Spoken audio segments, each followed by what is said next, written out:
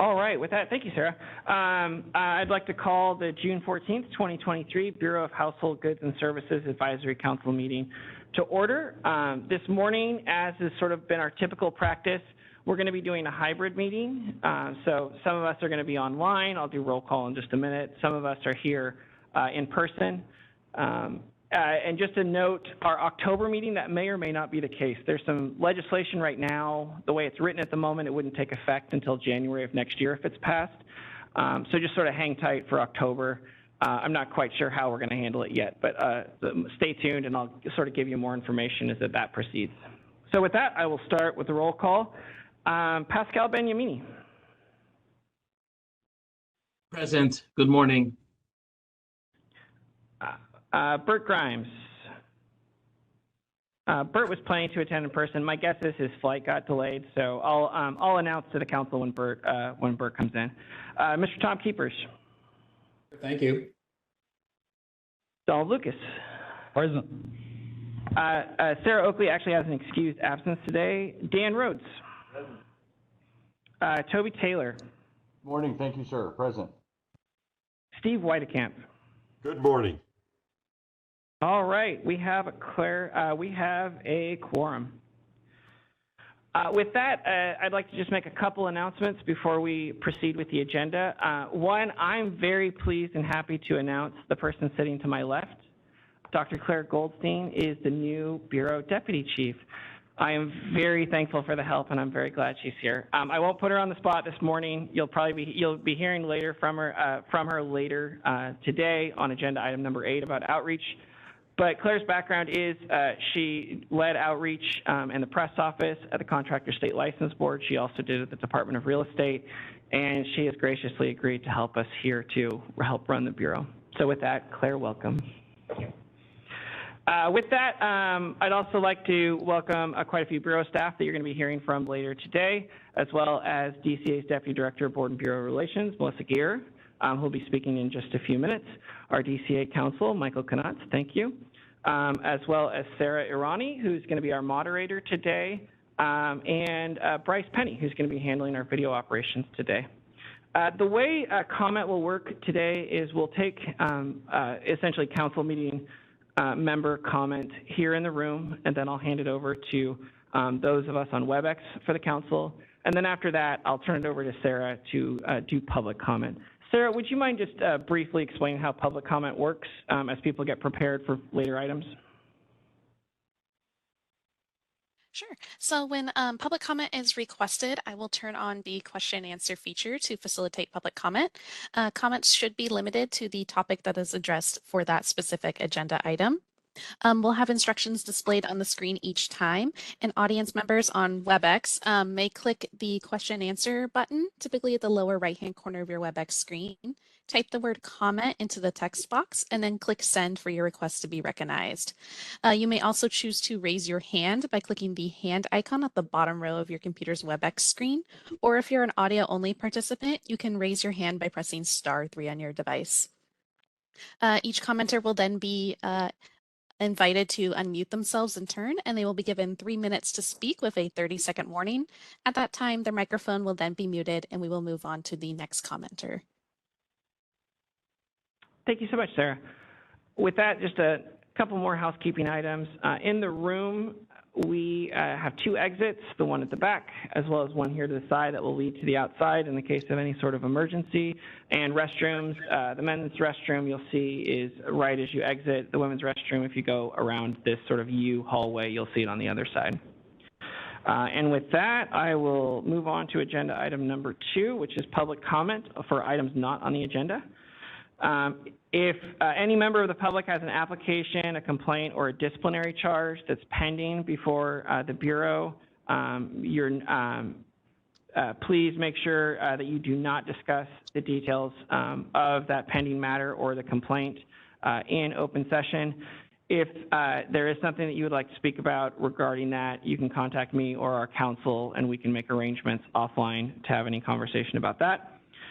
If your comments relate to a specific agenda item, you can make your comments now, but you can also wait for that agenda item as well. Each agenda item today, I'll make sure that there's time allotted for public comment. And with that, I don't see any members of the public here in the room, but if I'm wrong, please start running up so I can see you. We have a column in the room, so I can't quite see the whole room. But with that, any council members, any comments at this time in the room? Any council members online that have any comments at this time? Sarah, would you mind opening it to public comment? Sure. This is the moderator, and at the direction of the Bureau, I have opened up the Q&A feature for public comment.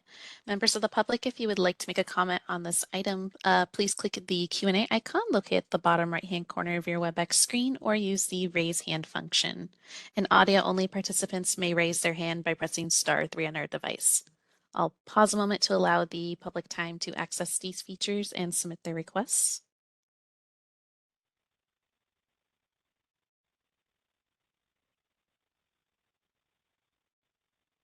All right, and seeing none, would you like me to close that Q&A panel? Yes, thank you so much, Sarah. All right, with that, we will move on to agenda item number 3, which is our update from the Department of Consumer Affairs. For that, I will hand it over to Deputy Director Gear. Hello, can you hear me? All right. Hello and good morning, Bureau Chief Paddock and Advisory Council members. I'm Melissa Gear, Deputy Director for Board and Bureau Relations, and I appreciate the opportunity to provide the Department of Consumer Affairs update this morning. So we will start with a DEI update. On May 12, 2023, DCA's DEI Steering Committee held its quarterly meeting in person and elected a chairperson, Yafana, or as we more commonly refer to her as Fauna Lamar, who currently serves as the department's tribal liaison and is the Chief of Legislation for the Contractor State License Board, and Vice Chairman Paul Sanchez, who is our Executive Officer of the Speech, Language, Pathology, and Audiology boards, were both elected. Fauna will be our chairperson and Paul our vice chairperson. The committee discussed training, strategic planning, and DEI activities through the end of the calendar year. Providing employees access to DEI training is a priority for the DEI Steering Committee. As previously reported in April, Director Kirkmeyer issued a memorandum on DCA's commitment to employees to increase the availability of DEI courses through DCA's Solid Training Unit. In June, DCA is offering 3 DEI courses which are available to all employees. We are pleased to report that the response from employees to participate in these new DEI learning opportunities has been significant, with high registration and attendance numbers. On June 7th, the training course Understanding the Value of DEI in the Workplace was provided and 144 people attended. At this time, 147 people are registered to attend How to Decode Our Unconscious Bias on June 21st. And 151 people are registered to attend Unleash the Power of Generational Differences on June 28th. As these trainings are being conducted virtually, there is space for additional DCA employees to attend, and they may sign up through LMS. We expect the numbers of participants to increase and that the additional courses will be offered in the coming months. At this time, the trainings are only for our employees, but there may be additional training opportunities available for others in the future. I look forward to updating you in the months ahead on the progress of the DEI Steering Committee. I have an update on in-person meetings and the Bagley-Keene Open Meeting Act. Due to the COVID-19 emergency, changes to the Bagley-Keene Open Meeting Act were passed by the legislature, permitting state bodies governed by Bagley-Keene Open Meeting Act, such as DCA's, boards, and bureaus, to hold public meetings entirely remotely with no board members required to meet in person. These changes to the Open Meeting Act are set to expire on July 1st, 2023.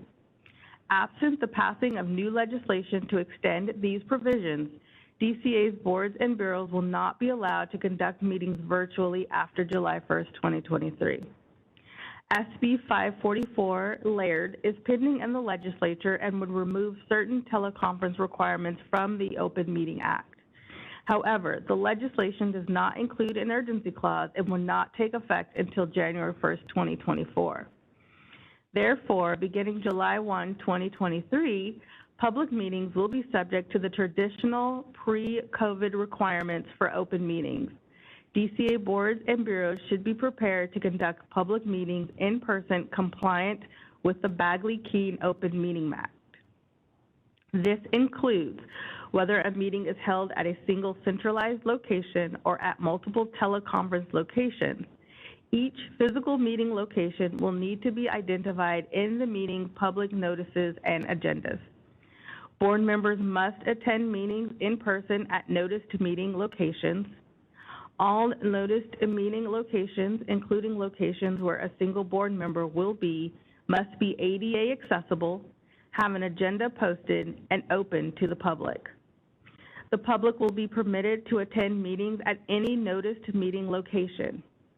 Additionally, members of the public need to be able to hear the meeting and participate in public comment from each location. DCA has a Bagley-Keene Open Meeting Act guide available. Please reach out to Board and Bureau Relations with any questions or concerns. DCA is committed to helping the boards and bureaus to make this a smooth transition. Another update related to required board member trainings. This is a reminder that there are 2 DCA-wide mandatory trainings for 2023. This includes sexual harassment prevention training and information security awareness. All DCA employees and appointees, including board and advisory council members, will need to complete the sexual harassment prevention training this year. Board members must take the 2-hour supervisory training, and advisory council members must take the 1-hour non-supervisory training. This training is required every odd-numbered year and is online, self-paced, in approximately 2 hours.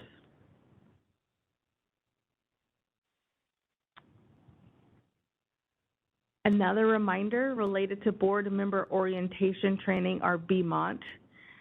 Board members must complete BMOT within 1 year of their appointment or reappointment. That also includes advisory council members.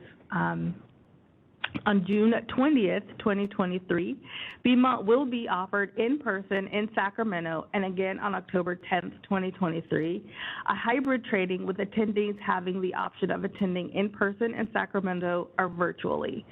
Members can register for this training via LMS. And in closing, I just would like to thank you again for this opportunity, and I welcome any questions from the Bureau and advisory council members. Thank you. Thank you, Melissa. And then also, I've got some tracking for LMS. I'll speak with a few of you offline about doing the 1-hour training as well as the October 10th board member orientation training for those that still need it.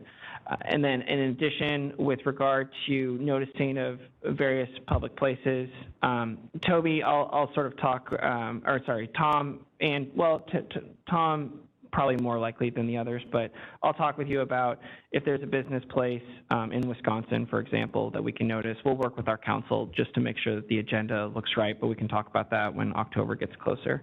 Those are just a few comments for the council. So at this point, I'll open it up to the council in the room if they have any questions. Any council members on WebEx with questions?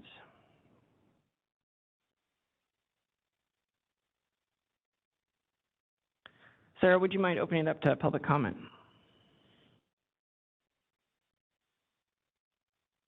This is the moderator, and at the direction of the council, I have opened up the Q&A feature for public comment. Members of the public, if you would like to make a comment on this item, please click the Q&A icon located at the bottom right-hand corner of your WebEx screen, or use the raise hand function. And audio-only participants may raise their hand by pressing *3 on their device.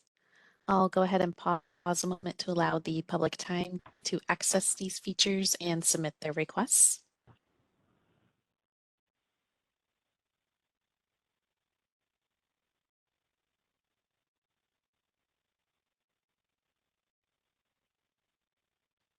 All right, and seeing none, would you like me to close that Q&A panel? Yes, thank you, Sarah. Deputy Director Greer, thank you so much. I appreciate it. All right, with that, we'll move on to agenda item number 4, which is review of our January 18th, 2023 Advisory Council meeting minutes. I'll try not to say that 3 times fast. It actually starts on page 2 of your packet. I'll first open it up to any council members in the room. I'm kind of stalling a little, so you can kind of turn. Any questions on the minutes in the packet for those in the room? Or comments, concerns, anything? Anything from council members on WebEx? I'll give it just a minute, just if you're still kind of looking through your notes.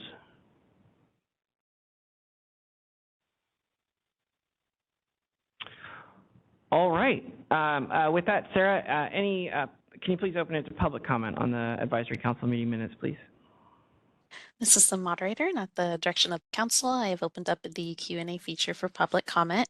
Members of the public, if you would like to make a comment on this item, please click the Q&A icon located at the bottom right-hand corner of your WebEx screen, or use the raise hand function. And audio-only participants may raise their hand by pressing *3 on their device. I'll pause a moment to allow the public time to access these features and submit their requests.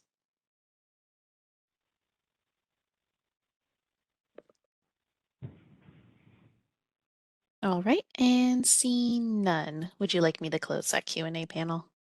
Yes, thank you so much. All right, just a note for the council and for the public. When we don't make any changes to the minutes, we essentially treat the minutes in the meeting packet as final. Anytime we do make a change, then we just make a new link on our website in the meetings page specific to the minutes. So in this instance, the minutes that you see in your packet, we can now consider final, and we'll move on. With that, we will move on to agenda item number 5, which is our business modernization update. So the Bureau, DCA IT, and Lumen have been really cranking for quite some time. Fawn has provided you several updates at past meetings, and I'm happy to report that on June 1, our household mover application went online. I'm going to be somewhat vague about it because Jacqueline, in her licensing update, is going to sort of give you specifics on what we've got in the pipeline and how it's looking. But I'm just very excited. Again, I'm trying to get all of our processes online. And so with that, we're going to be moving on to essentially what we call Release 2. So that was Release 1 is essentially done, and now we're moving into Release 2. In Release 2, it's somewhat in flux of what the Bureau is going to cover. I can tell you for a fact it's going to be the household mover quarterly update, but there's also going to be some other items that we're currently discussing with DCA IT and our vendor. One is going to be the transfer application for household movers, as well as what I always like to call, no, I'm not going to say what I always call it, what DCA calls license maintenance. So, for example, a business name change, an address change. Again, the application I just said is really when you're changing from like a corporation to a partnership or from a sole owner to a corporation, things of that nature. But anything that's less sophisticated than that, that's those sort of license maintenance features is what's going to be happening there. And then I think the huge what may happen in Release 2, but it's still very much up in the air, is we may be tackling the EAR service dealer application as well. We're still sort of sorting that out as we speak. The other thing I'd really like to stress is quite a few this really spreads them thin, and it's for good reason. So Jacqueline Castro, our licensing manager, Claire Goldstein, our deputy chief, they're working hard to make sure essentially our business needs are met in each of these releases, but they're also working hard to make sure that there isn't confusion by the end user of the item, whether it's an applicant or a permittee, a licensee. And that takes time. In the last 2 weeks, I think if I had to estimate, they've been in 8 to 10 hours worth of IT meetings each week, just sort of working on those processes and those procedures. In addition, another person in our licensing office, Avra Wallace-Scholl, has been working very hard and in those meetings, just sort of sorting it out. So I want to thank them very much, but if you do have a licensing inquiry, sometimes it will take us a little bit of time just because the licensing unit and some of the rest of us are spread thin while we're building this. I'm very excited that it's happening. It takes a lot of work, as you would expect with any sort of IT project. With that, we're expecting release 2 to essentially be finished in November, and then we'll move on to release 3, which is essentially everything that I haven't covered so far. So it would be the service contract seller and administrators for EAR. It would be all of the Hufti license types. One thing I'm particularly excited about when we get to Hufti is the thermal insulation manufacturer license, as well as the registry. Those will both be tackled. Those will be separate processes so that there won't be any confusion about whether your product is suspended or your license is suspended when it comes to the thermal insulation. And so that's all coming to a theater near you very soon. And with that, Jacqueline's going to give you some more specifics just about how the current HHM app is working. But just one other reminder. Hey, Bert, come on up. One other reminder, all of these systems will require you to essentially have a username and password similar to sort of other online systems. And that's just to ensure security. And I think Steve Whitecamp brought this up before. You're also never going to have to go to a separate website. When you're actually paying, you will stay on our website, and the payment process will happen through our website. With that, I know I said a lot. I think I'll first open it up. I'll actually reverse my order so Bert can get situated. I'm going to ask for any council member comment online. Thank you, Justin. So when will we see the permit lookup move from the CPUC website to the bureaus? I don't have a specific date for you yet, but I can give you a ballpark when I meet with DCA IT later this week, and I'll give you fair and ample warning when there's going to be a hard deadline. So it's not something that would surprise you. The license lookup feature, they're still refining quite a few items for both the Bureau as well as, we're doing this as a cohort. So for example, the Architects Board, Cemetery Funeral, Structural Pest Control Board, we're all going through this process together. And they're building out several features for all of us. So I can't give you a specific date yet, Steve, but I can promise you it's in 2023, and you know kind of why. But when I have more certainty, I'll let you know, and I can ask for a ballpark later this week. Thank you. Any additional questions from council members online?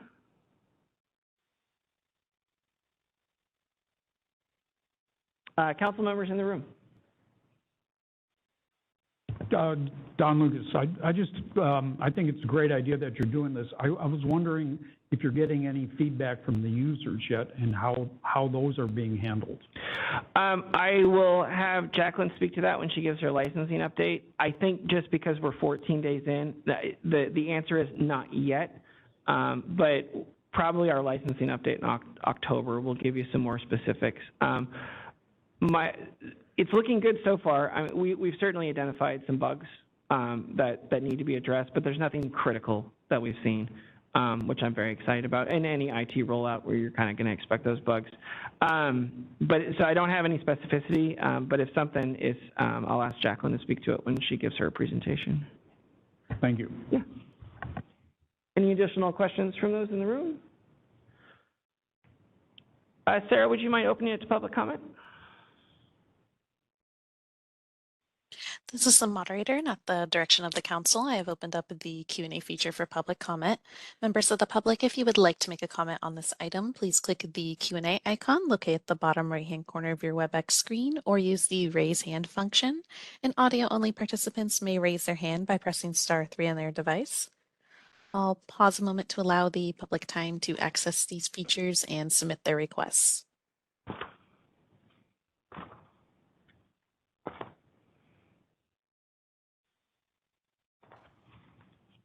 All right, and seeing none, would you like me to close that Q&A panel? Yes, thank you so much, Sarah.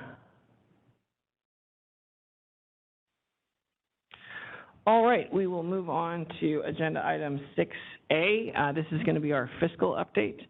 In just a minute, I'm going to hand it off to Suzanne Belkis to give us a presentation. Just as a reminder, our previous meeting, there were questions about citation collected, as well as some questions about reversions. I'll sort of speak to that, but we'll do that sort of after the budget office has given the update that they provide all boards and bureaus. But I did remember those specific requests, and we will speak to them shortly. So with that, I will hand it over to Suzanne. Thank you. Thank you. Good morning. My name is Suzanne Balkis, and I'm one of the budget analysts with DCA.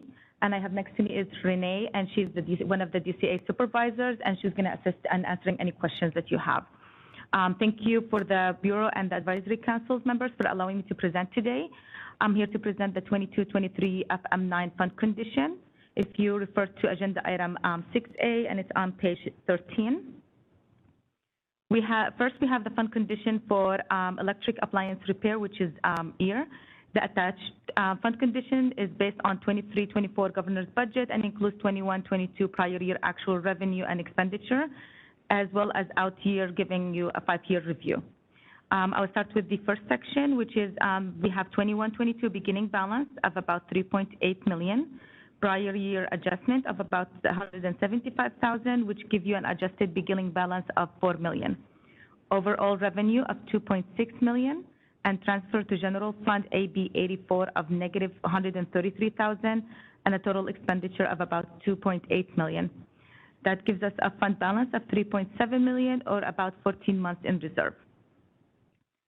Next, we have the current year 22-23, which we included FM9 projections into, and we have a beginning balance of about 3.7, an estimated revenue of approximately 2.5 million, and an estimated expenditure of 3.1. That gives us a fund balance of 3 million and about 8.5 months in reserve. Budget year is based on governor's budget, and budget year +1 is based on realized. Okay. So the next one we have is the fund condition for the home furnishing and thermal insulation, or HFT, and we have 2021 beginning balance of about 6 million, prior year adjustment of 177,000, and it gives you an adjusted beginning balance of 6.2 million. Overall revenue of 5.7 million, and a transfer to general fund AB 84 of negative 228,000. Total expenditure of 4.9 million, and a fund balance of 6.8, which is about 14.8 months in reserve. And next we have the 22-23, which is the second column, which is included FM9 projections into. We have a beginning balance of 6.8 million, an estimated revenue of 5.2, and an estimated expenditure of 5.5 million. That gives us a fund balance of about 6.5 million, which is about 11.7 months in reserve. Budget year is based on governor's budget, and budget year +1 is based on also realized. Okay. Last thing we have is the fund condition for household movers, which is HHM. And we have a 21-22 beginning balance of about 5 million, prior year adjustment of 330,000, and gives you an adjusted beginning balance of 5.4 million, overall revenue of 4.2 million, and a total transfer and other adjustment of 383,000. Total expenditure of about 2.1 million, and that gives us a fund balance of about 8 million, or 27 months in reserve. And the next column is the 22-23, which is the current year, and we also included FM9 projections into.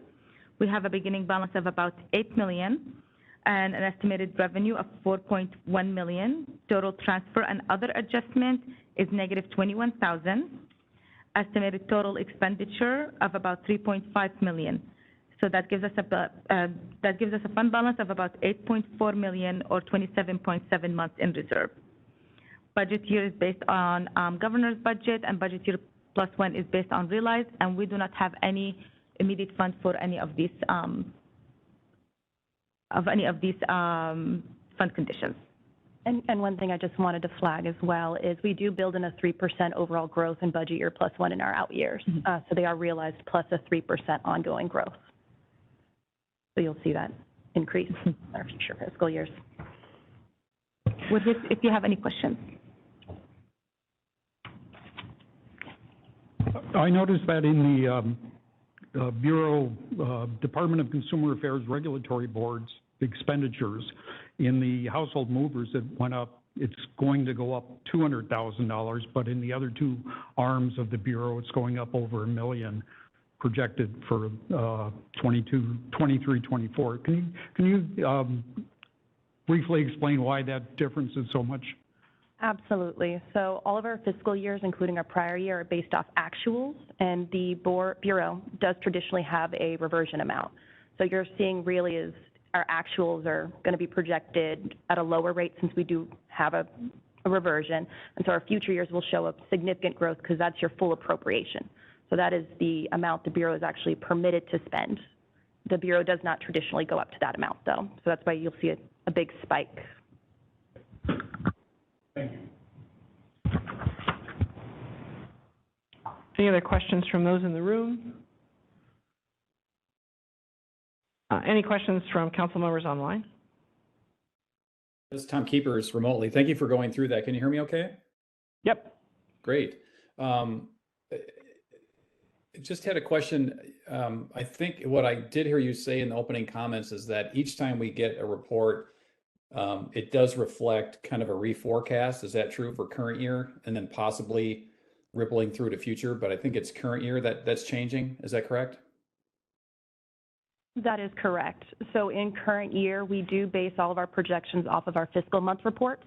And so every month that we receive that new data, we do reassess and reproject out your current year actual projections. So their projection right now is through March 30th, which is essentially 3/4 of our state budget calendar.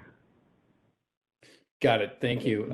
One thought, and I'm happy to just talk with you offline but I was curious if other council members would appreciate seeing, and I know it's another page per area, which that's another topic, but the change from one report to the next.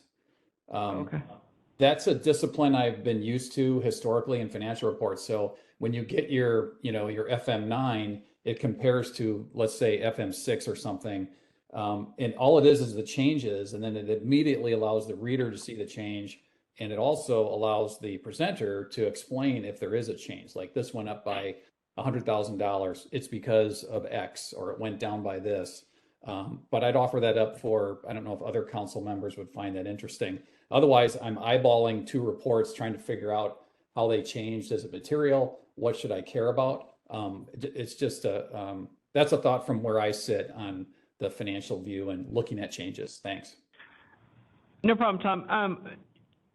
I just want to make sure I probably wouldn't do it for everything, but let me sort of ask you a couple questions. Would I do it maybe for like the total revenue estimates, show you the difference there, show you the difference on expenditure?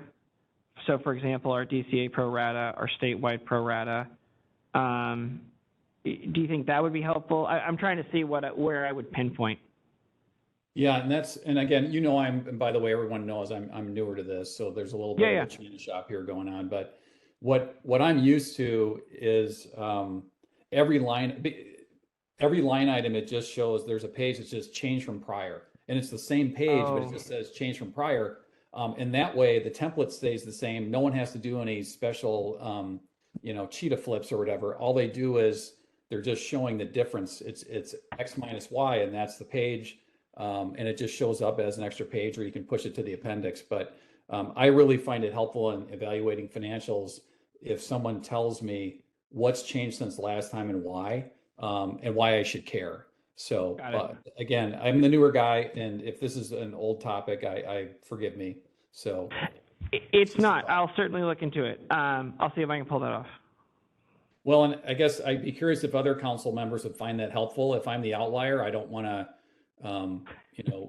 have you do a bunch of changes just for one person.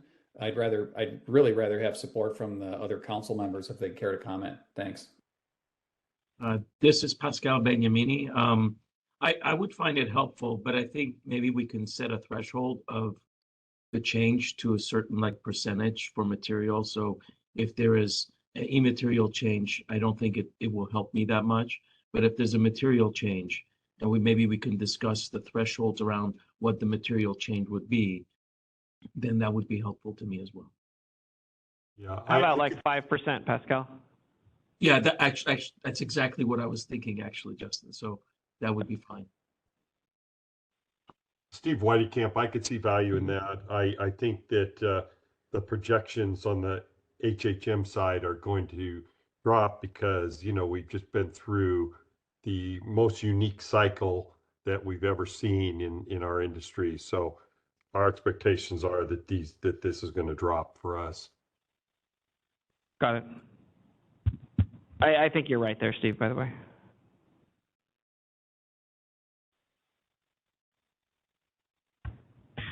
Just for other council members who are aware, I just want to sort of add some background to Steve's comment. There's flat rates for all other license types when it comes to renewal. So our revenue, as long as our population size is relatively stable, our revenue really doesn't fluctuate a lot. But on the household mover side, instead of a traditional renewal, what you're seeing is essentially a fee. I'm going to put fee in quotes, but a fee tied to essentially the revenue that a mover is doing in-state moves for. And so that, based on essentially the California economy and how many moves are occurring, can fluctuate in a much more extreme way than you would see from our other revenue sources. Steve, is there anything you'd add to that? No, I'll save any additional comments for when we talk about the CPS HR consulting fee study. Got it. Okay. Yeah. I was just wondering how maybe I'm jumping ahead, but if you're going to consolidate the operating funds, is it going to change how the information on the finance is going to be presented? It would, but it would not do so immediately. And so I think that's where Steve made his comment that he's waiting to the CPS fee study. I'm going to talk in a little bit more detail about fund consolidation. A couple of the issues here. So, for example, right now, the fees that we pay for DCA services we receive, we often call it pro rata. It's calculated by the number of staff for that particular fund. But it's one of the many reasons I've advocated for fund consolidation, because in any given year, staff may not be working strictly on EAR activities versus Hufti activities, with the exception of the lab. The lab is really simple. It's always Hufti. But everyone else, it really fluctuates how much time you spend in these various programs. And so that it's just another reason for the fund consolidation, and the fact that we'll have to do some sort of periodic audit on what everyone's being charged. So I will talk in more detail later in the agenda on it.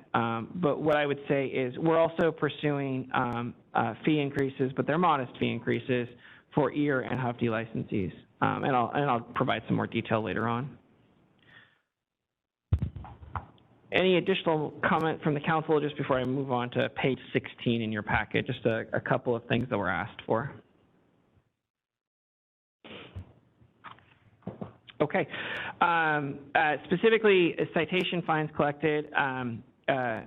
Suzanne was kind enough to help me pull a few statistics. The citation fines collected was actually something that Steve requested, I believe, at our previous meeting, and I want to say at the meeting before that, so I'm sorry, Steve, it took me 2 meetings to do it. I was actually incredibly surprised when I got these numbers. So essentially, the end of my story that I'll ramble on here for a minute. The end of my story is I really need to look into how we count these, because we're missing money. We're missing how we're accounting for citations I know we collect. And the reason that I know that is most of the citation review conferences I do are for the home furnishings and thermal insulation program. I probably do about 3 to 4 of those a week. In those citation review conferences, I anecdotally know of many different licensees who have paid their fines. When we actually look at the report right now, it's showing that 0 fines are collected. So I essentially need to figure out what sort of procedure just isn't being followed to make sure that that's being captured. So what I will say is through our system at the moment, Steve, the numbers below are accurate. However, I don't think that those are the realized numbers. And so I plan to have a much longer agenda item in October because I need to do investigating. I asked the budget office a couple weeks ago to put these numbers together based on the request. I saw them and I was startled. So essentially, just plan in October. This will be a much longer agenda item. I'll tell you sort of what I found and how we fixed it. and what the numbers are. But just before I turn over to reversions, I figured I'd open it up to council for comment just on that particular item. Any council members in the room have any comments? Any council members online? Just appreciate the effort of looking into it further. I appreciate it. I don't think this would have come to my attention, Steve, if you hadn't asked for it, so I appreciate that. Thank you. All right, last but not least, just moving on to reversions. Again, Suzanne was kind enough to essentially do an intellectual exercise with me. There was some concern at our last meeting that the EAR, especially the EAR fund, would go insolvent, which is what you would see at the moment on page 13 for budget year 24-25. And I want to thank Suzanne, Renee, and Karen for educating me on reversions. I actually learned quite a lot in our discussions. Anytime you're looking at the current year, so if you look at any of those 3 pages, I'm just going to pick on EAR for purposes of our conversation, but everything I'm about to say is true of all the funds. If you're looking at current year 22-23, whatever the projected reversion is calculated into what you're seeing on that page. And so on page 16, for example, the budget office currently projects that at the end of this year, so they're looking at essentially based on the numbers they're seeing in 9 months out of the 12 months, we're set to have a reversion of $960,000 at the end of this year. And they calculate that into their current year. In out years, they are not calculating that because people, I mean, you all know I'm notoriously cheap. I don't like paying for things. Sometimes I keep a position open if I can, like, you know, get the work done. So I think I enjoy having reversions if I can get the work done.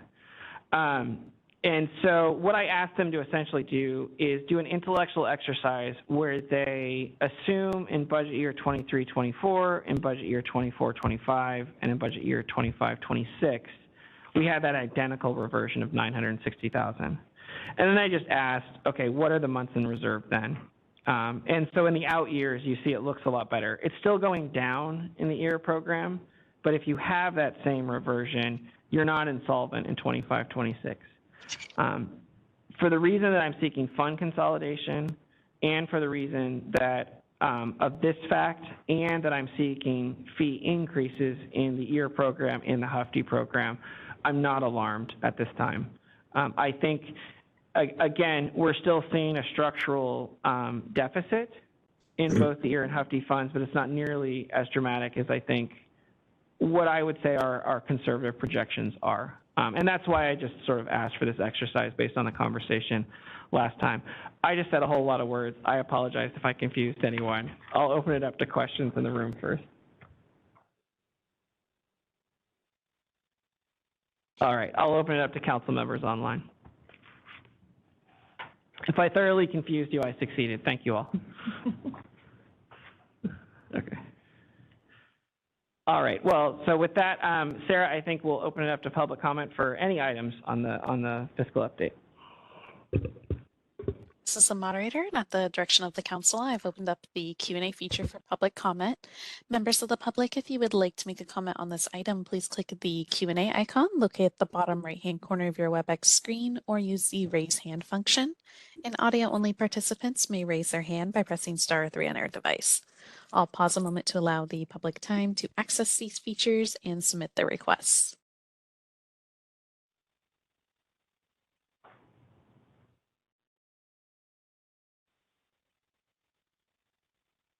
All right, and seeing none, would you like me to close that Q&A panel?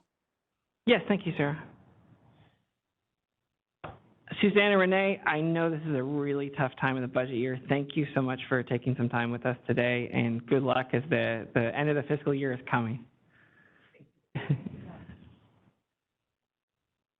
And with that, we will turn it over to agenda item 6B, the administrative update. Manager Kelly Williams will provide that.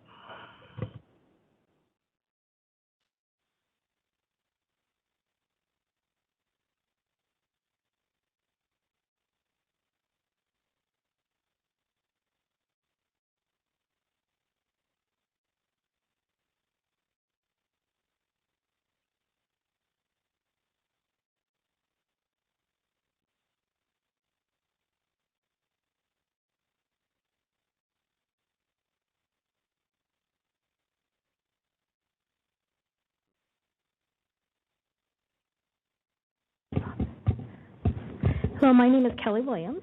I'm the administration manager. The administration materials are on pages 18 and 19 of your packet. While I'm starting with the laboratory supervisor position, my focus today is going to be on the enforcement unit or enforcement division. A laboratory supervisor position is posted and the final filing date is today. In preparation for the enforcement chief's retirement, we are recruiting for a subsequent enforcement chief. The final filing date for this position was June 13th. With the extensive background check, it's possible that the incumbent will be hired in October when our current enforcement chief, Rick Vellucci, retires.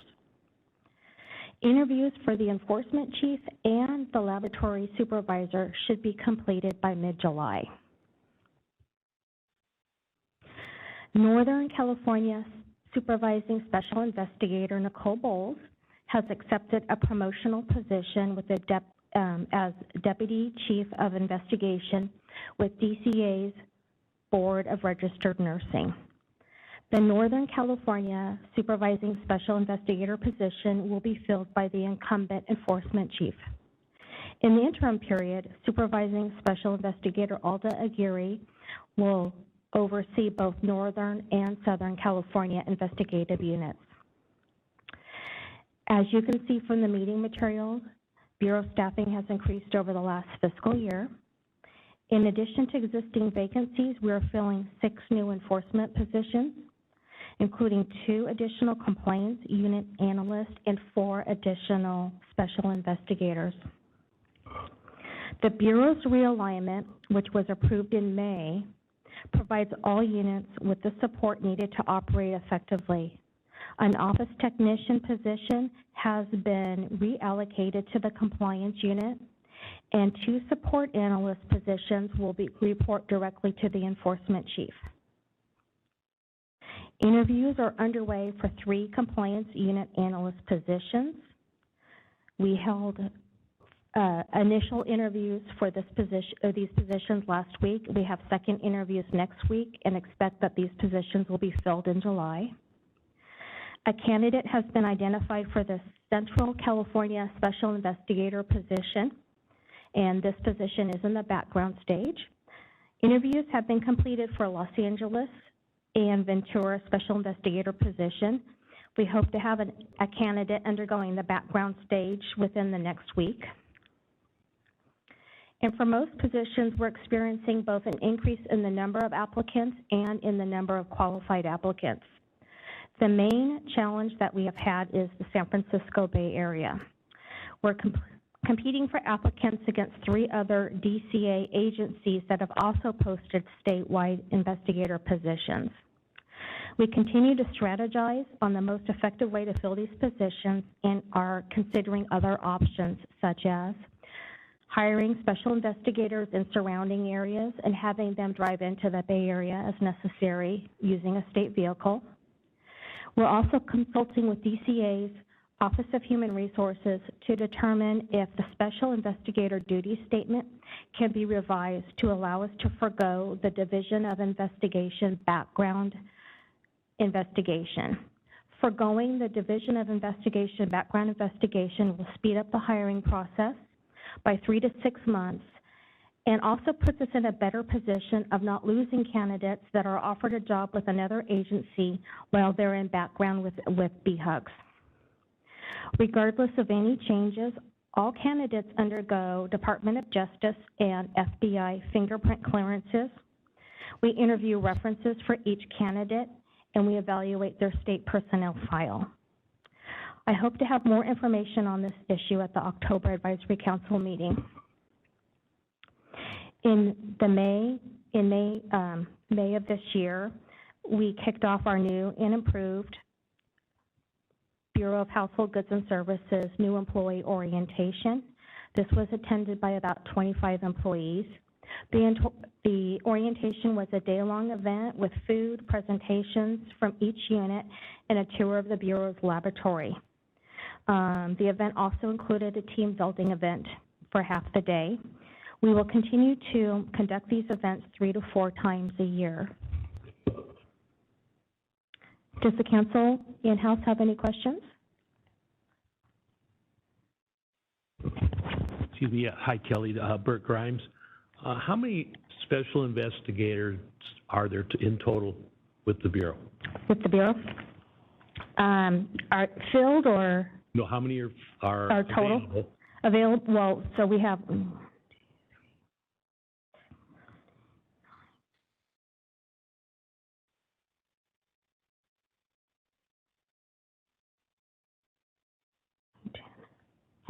we have 14. Okay, and how many positions is the Bureau allocated for staffing that amount? 15, 16? We're staffing all of them. We're in the process. We have, as far as vacant positions for the special investigators, we have 5. We have 5 vacancies. Plus, we also have Nicole's, the supervising special investigator. Her position is also vacant. Okay. And next question, are the investigators all cross-trained across the 3 different divisions? Yes. The Bear, FT? Yes. Yes. Some of them are in training, and during their training process, they will be cross-trained. But yes, once they're fully trained, they do handle all 3 practice acts. Okay. So I think I'm going to try to get this right, Bert. Typically, I think Alda starts them on ear and then introduces Hefty. I'm going to watch and see if her head goes yes or no. And then HHM is last but not least. But they're doing all 3. And usually like in the same day. Okay, and Alda, when she presents, she can give you some detail.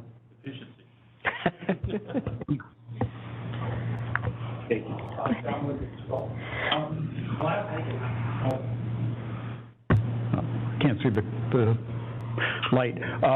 Last time, at the last meeting, I was inquiring whether the DCA rate vacancy was comparable to the other DCA bureaus. I'm glad this bureau's vacancy rate is dropping, but I don't know if you had an answer from that. I've anecdotally checked with a few programs, and it's both ways.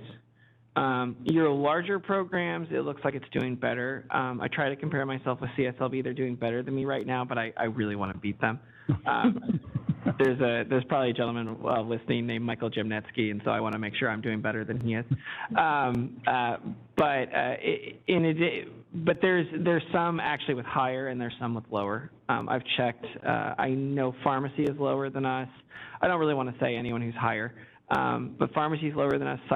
Psychology is lower than us. But I've checked with some others, and we're kind of essentially you're not an outlier. No.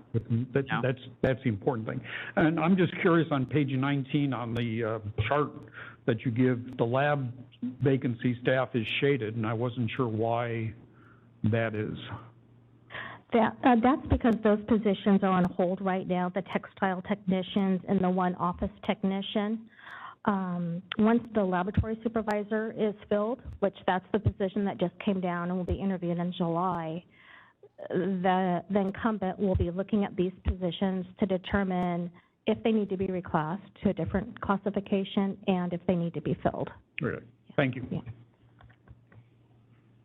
And Donald, that's sort of a call of mine. So for example, I could easily start the recruitment process for the Northern California Special Investigative Supervisor position now. I would rather the new enforcement chief build their own team. Same with the laboratory manager.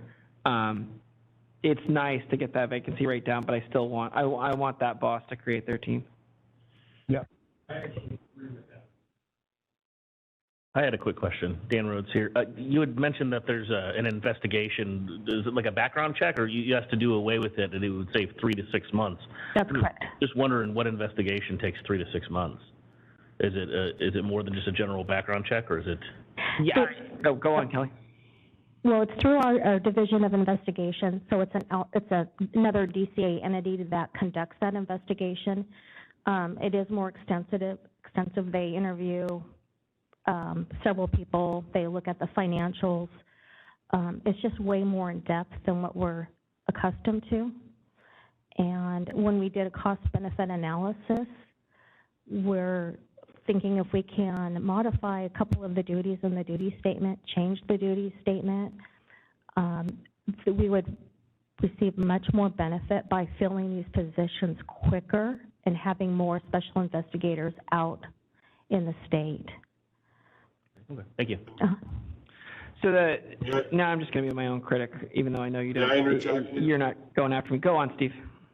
So, I think I'm lacking a little clarity on this question of the background check, which I think is a value, I think it's a particular value. So we're saying that we're losing candidates that are in process to other DCA agencies and other bureaus, because of the background check. Are these kind of lateral moves that don't require background checks? It depends. So let me clarify a few things, and then interrupt me if I'm going in the weeds, Steve. One, this more thorough background check is conducted so that a special investigator can issue infraction citations. An infraction citation is a method where you can actually have that individual appear in court. The extensive background that Kelly referenced, it's anywhere between 3 and 6 months, and it certainly takes time. Anecdotally, I'm aware of one person who found another position during that process. Every special investigators throughout the state, their duties are a little bit different depending on where they go. We specifically recruit non-sworn, so if you're post-certified, it's different because essentially all that has already happened long before you've applied. But for us, we have non-sworn special investigators. What I'm currently considering is whether or not we just require that more extensive background check, and so also the ability to issue infraction citations to our program leads and our supervisors, as opposed to all special investigators. The flexibility in making that decision, which I still haven't made yet, but I'm contemplating it, and I'll be doing that again through the DCA chain of command as well. The benefit there is geographically, if I have my leads and my supervisors with the ability to do the infraction, geographically I can sort of hit anything. It's always more advantageous to sort of have everybody have the exact same authority to issue these various things throughout the state. So I'm basically just sort of weighing whether or not this 3 to 6 months is worth it or not. And I think it is for certain positions, but not for every single position in enforcement. Does that help, Steve? It does help, and I would concur that it is vital for those in leadership positions in enforcement to have that ability. Could it be possibly a two-part deal where maybe it's not a prereq to offering the job, but having those people come on and then letting them go through that 3 to 6 month background to get that next classification, if you will? It's certainly a possibility. I think it tends to lead itself to awkwardness, which is why I have a hesitation to it. I'll choose my words carefully just because I'm trying to be diplomatic here. If my expectation of all special investigators is that you have this, and then what happens a year from now after someone started, 12 of their peers have it, but they don't, I think that lends itself to sort of water cooler talk, for lack of a better term. Whereas if it's just a requirement of a program lead or of a supervisor, there could be multiple reasons why someone just chose not to go into that position. There's a myriad of decisions of, you know what, I was considering the program lead, now I'm not. It just leads to less awkwardness, which is why I'm considering that, if that makes sense. Understood. I just don't want anyone to have to say they got denied. I just don't want to put anyone in that position. Right, no, fair enough. Yeah. Does the council have any more questions? Okay. Are there any questions from the public?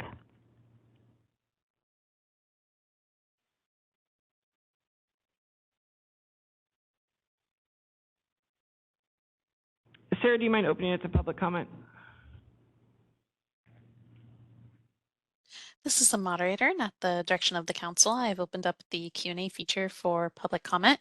Members of the public, if you would like to make a comment on this item, please click the Q&A icon located at the bottom right-hand corner of your WebEx screen, or use the raise hand function. And audio-only participants may raise their hand by pressing *3 on their device. I'll pause a moment to allow the public time to access these features and submit their requests.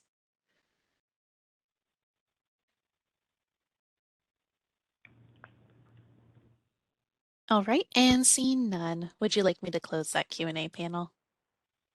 Yes, please. Okay, next, licensing manager Jacqueline Castro will update you on the licensing activities.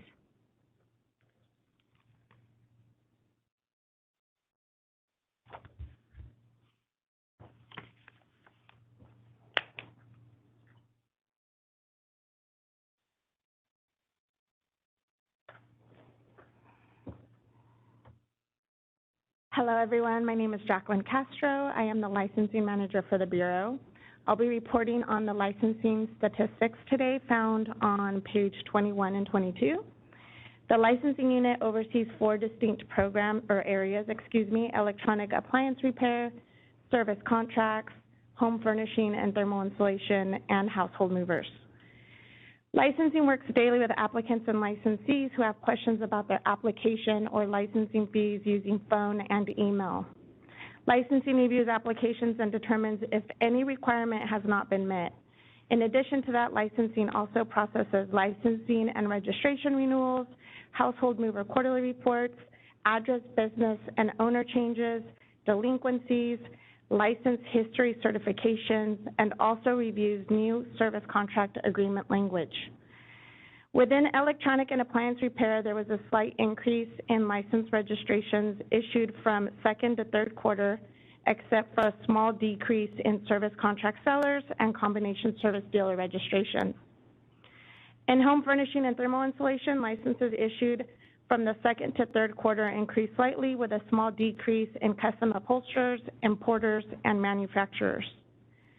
Within household movers, there was a small decrease in the number of new permits issued and in the number of total active household mover permits.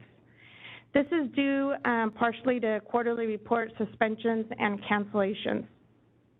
There was also an increase in exams administered with an average pass rate of 92%. Regarding household mover quarterly revenue, there continues to be a steady increase in the total revenue. Please note that the quarterly reports received and the revenue collected for the quarter ending March 31st will increase as the Bureau continues to receive outstanding revenue. This can also apply to past quarters. The enforcement unit continues to be instrumental in making contact with businesses and the licensing unit is unable to reach by conducting a field visit and making direct contact. Their involvement has assisted in counseling non-operational businesses and in bringing delinquent licenses into good standings with the Bureau. The licensing unit continues to make progress towards enhancing customer service standards by responding to licensees and applicants within 1 to 2 business days and providing information needed to ensure the licensee or applicant are compliant with licensure requirements. The online household mover application went live in the Connect system on June 1st and is now accessible to all applicants. There are 24 applications in progress as of this morning. This is great news, being that on average, the Bureau receives anywhere from 15 to 25 household mover applications per month. Please also note, as Justin mentioned earlier, that the household mover transfer application and the quarterly reporting are currently in production, so we are having discussions on how to improve that process online. The insurance electronic filing system is also currently in production, and updates will be provided as progress is made. In the meantime, existing permit holders that were issued a permit prior to June 1st will continue to use the CPUC insurance e-filing system to update their insurance policies. However, as of June 1st, new applicants will no longer use the CPUC insurance e-filing system and will now be able to upload their certificate of insurance policy into the Connect system directly for the Bureau to review. We're hoping that this new feature will minimize the volume of suspensions pertaining to insurance e-filing issues and will also allow the Bureau to track when insurance policies expire, which enhances consumer protection. This concludes the licensing statistical review. I'd like to open it up for council comment or questions.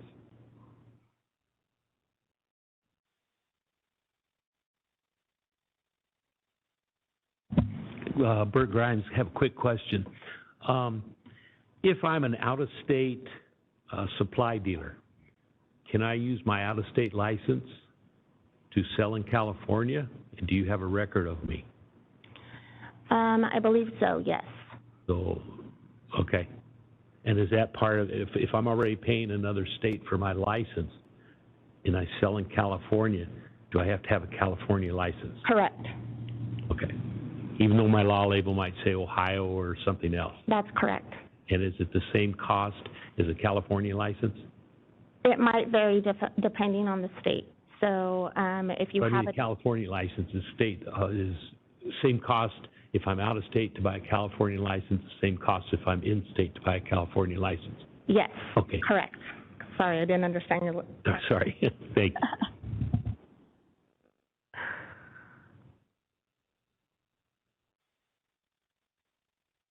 Any other questions? I'd like to open it up for public comment.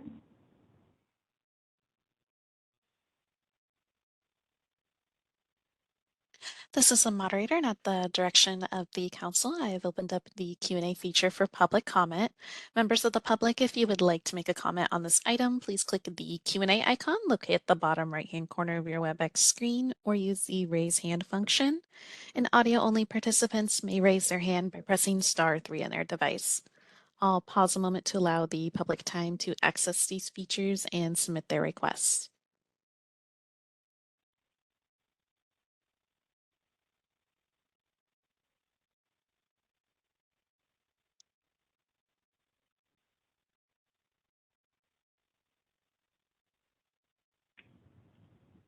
All right, and seeing none, would you like me to close that Q&A panel?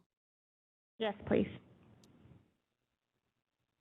I'd like to now turn it over to environmental scientist Jacob Ager.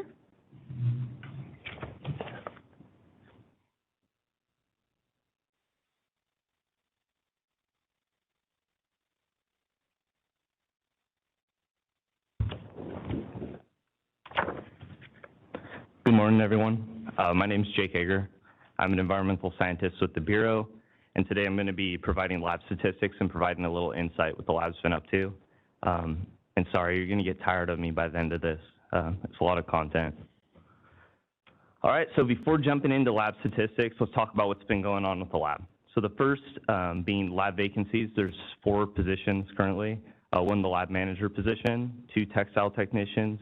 The textile technicians would be in charge of breaking down furniture and doing flammability testing. And then also a staff service analyst or an OT position, which is an office technician. And they'd be doing a lot of the back end, logging in samples and doing other things like that for thermal insulation directory. As Kelly stated, the lab manager position is currently in the works. And then moving on to the next topic here. I briefly touched on accreditation in the last advisory council meeting, and the home furnishings and bedding program recently underwent accreditation with the International Accreditation Service, or IAS, and this was on May 15th to the 16th. Lab staff worked tirelessly to ensure accreditation went smoothly, and so thanks everybody, if anybody's listening, which I doubt they are, for putting in the hours to get business done. And lastly is outreach.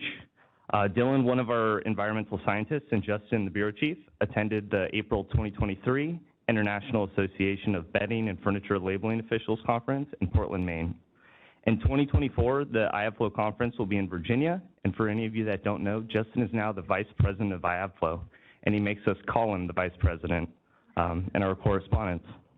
And yes, he made me plug his own event. So I'd like to open to council comment real quick before we jump into statistics, and public comment will leave to the end. So Sarah, can you open up to council comment? Just me? Okay. Is there any council comment?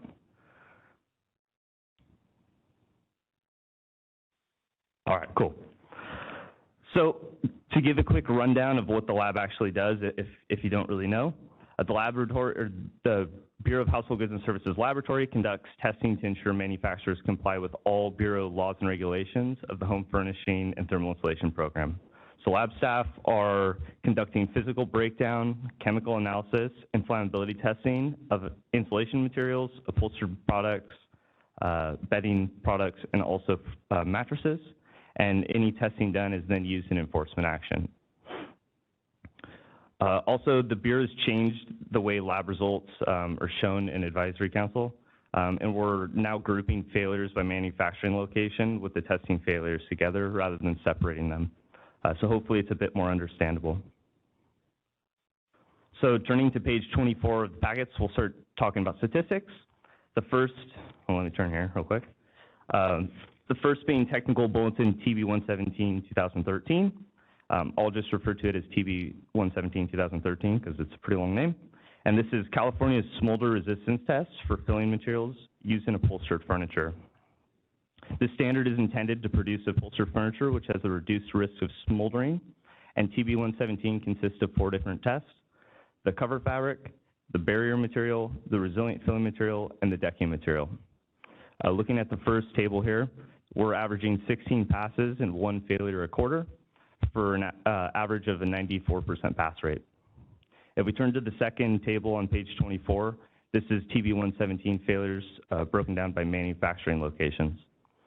Failures are pretty rare, but most of them are coming from out of the U.S.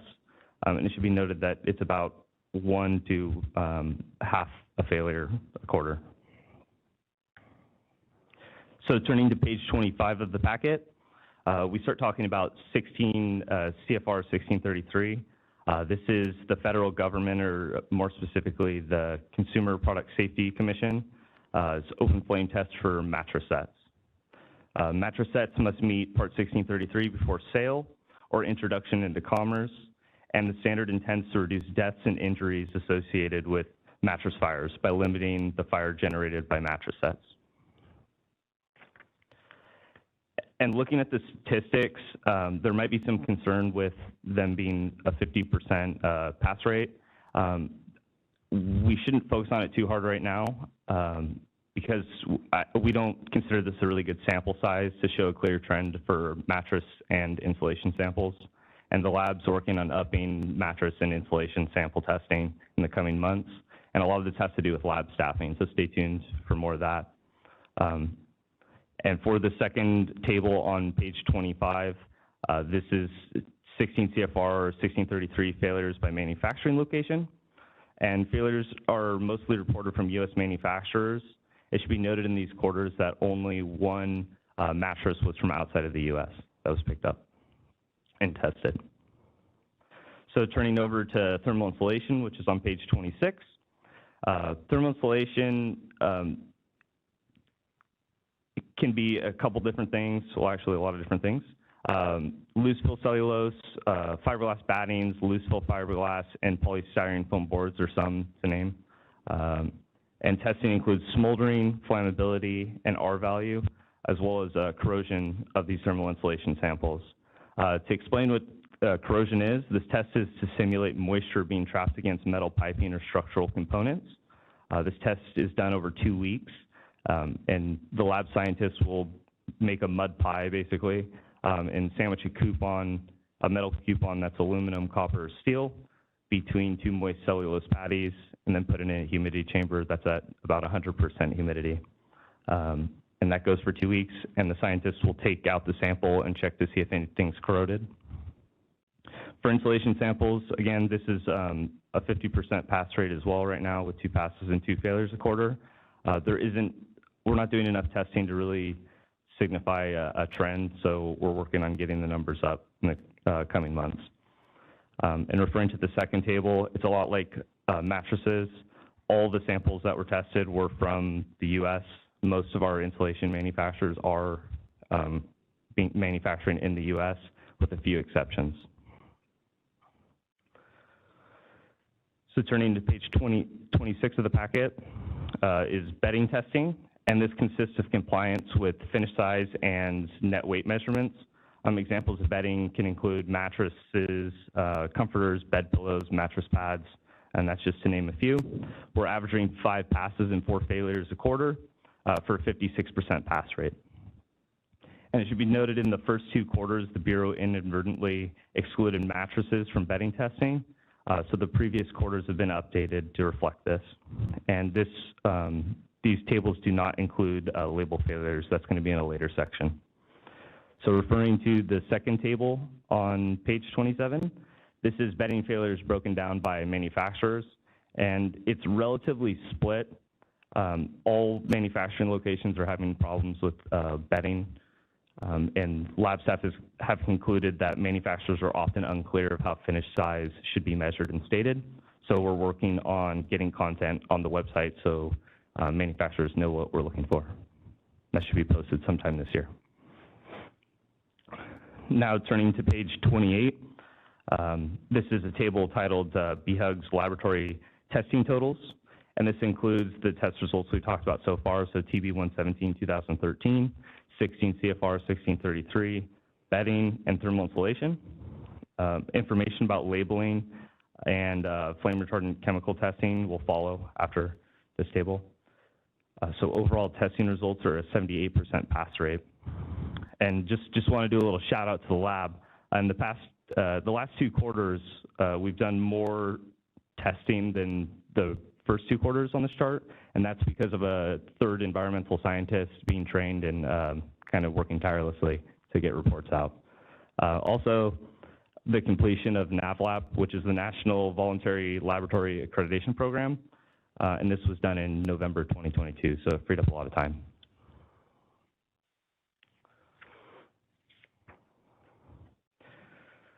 So turning to page 29 is FR chemical labeling and testing. And since SB 1019 passed in 2015, manufacturers are required to state if their product contains or does not contain flame retardant chemicals. And manufacturers are mostly on board with this, with a few exceptions that didn't check a box. The second table on this page is for flame retardant chemical results, which is done by the Department of Toxic Substances Control. In the past 4 quarters, all samples sent to DTSC passed the FR chemical testing. And it should be noted that a sample can be multiple layers. So we could send a fabric, we could also send a batting and maybe a filling material like a foam pad. And that would all be considered one pass or fail if one of them passes or if one of them fails. So before going on to the last section here, which would be labeling review, I'd like to open it up to council comment to see if anybody has any questions so far. Yeah, Don Lucas. So I have a couple questions about the CFR 1633, the mattress testing. So both that and the TB 117 are now federal requirements. And I'm not sure, I know the CPSC is not doing TB 117 testing, but I assume they're still doing mattress testing? I believe so, yes. Okay, do you communicate with the CPSC about your test results on a regular basis? Not the passes, the fails. Yeah. Yeah. Okay, because actually I think I'm surprised by the mattress failures. You know, I know it's not a huge number, but 6 out of 15 failing is, to me, a fairly significant number for a standard that's been around forever. And go ahead. Let me put a huge caveat on that before we proceed. We had mattresses that were held over from COVID. Those failures, because of how long the Bureau had hung on to them, those haven't been communicated. What we're going to seek to do is essentially pull new ones of those same models or similar models if those models are no longer sold and test those. So sorry, I needed to give you that caveat. Yeah, that's fine. So I guess the question is the CPSC failure rate similar to what you're measuring? I'm not too aware of what CPSC's failure rate is. Because it would seem like since you're both doing the same testing, it'd be nice to consolidate because that would increase the number of data points.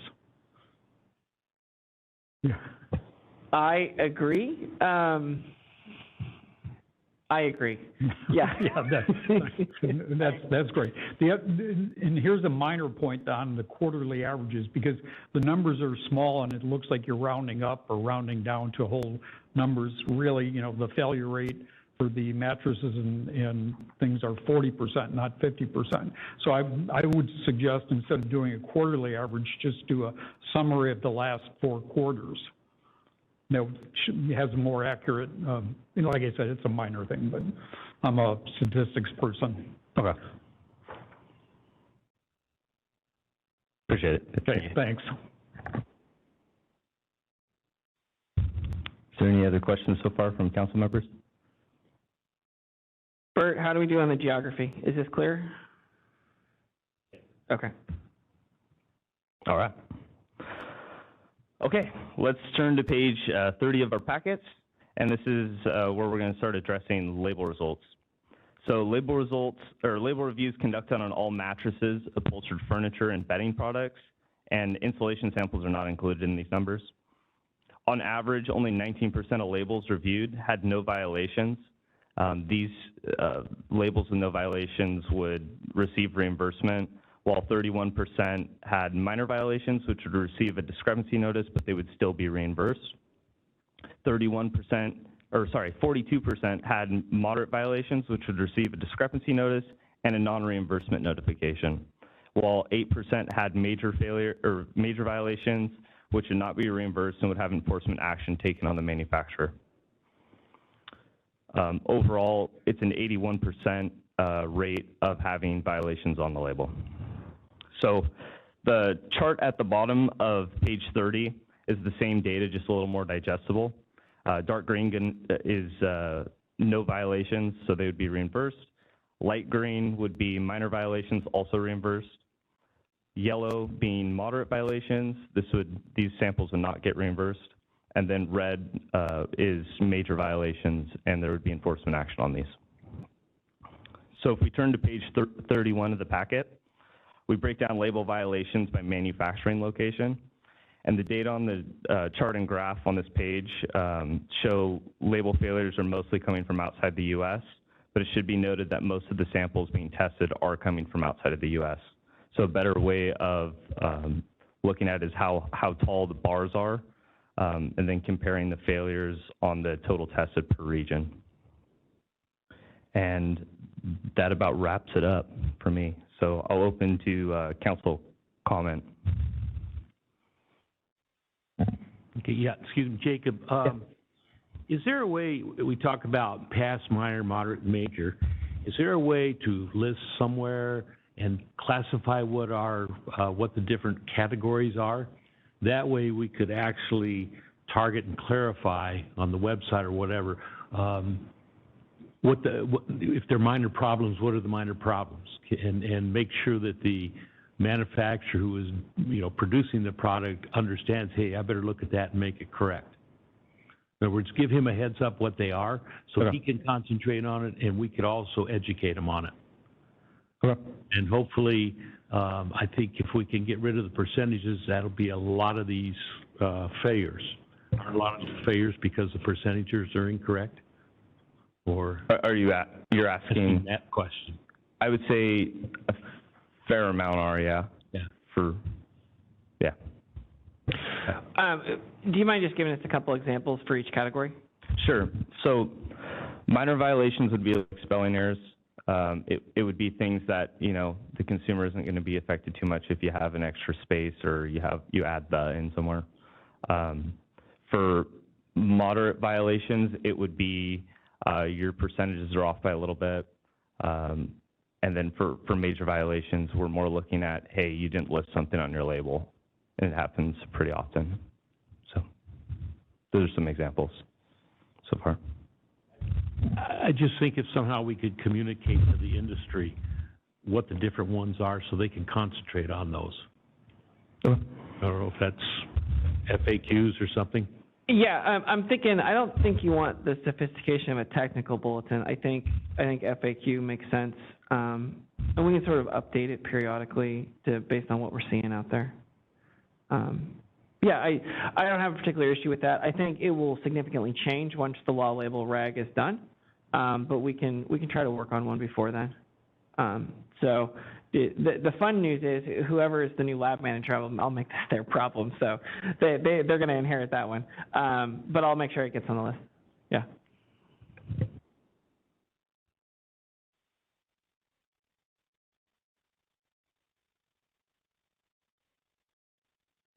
Any other council comments? Don Lucas again. So just commenting on, the failure rate is still outrageous in my view, but I know the new labeling, I'm hoping will fix some of that at least. So I'm looking forward to that discussion.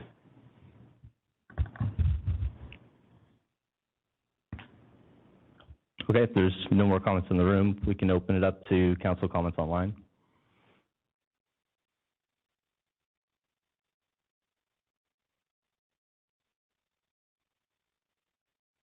Okay, and we'll open to public comment.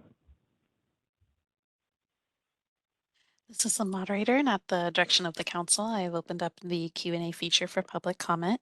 Members of the public, if you would like to make a comment on this item, please click the Q&A icon located at the bottom right-hand corner of your WebEx screen, or use the raise hand function. And audio-only participants may raise their hand by pressing *3 on their device. I'll go ahead and pause a moment to allow the public time to access these features and submit their requests.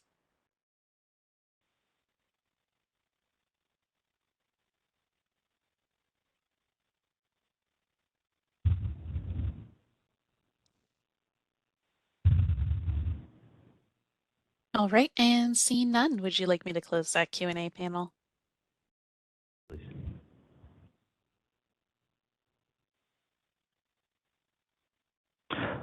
Okay, and now I'm going to turn it over to enforcement, to Alda.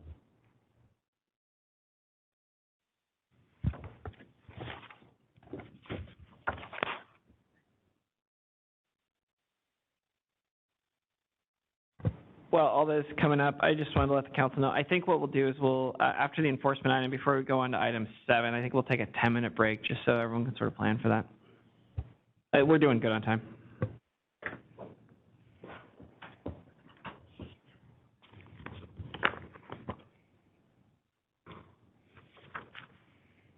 Good morning. Can you hear me okay? All right.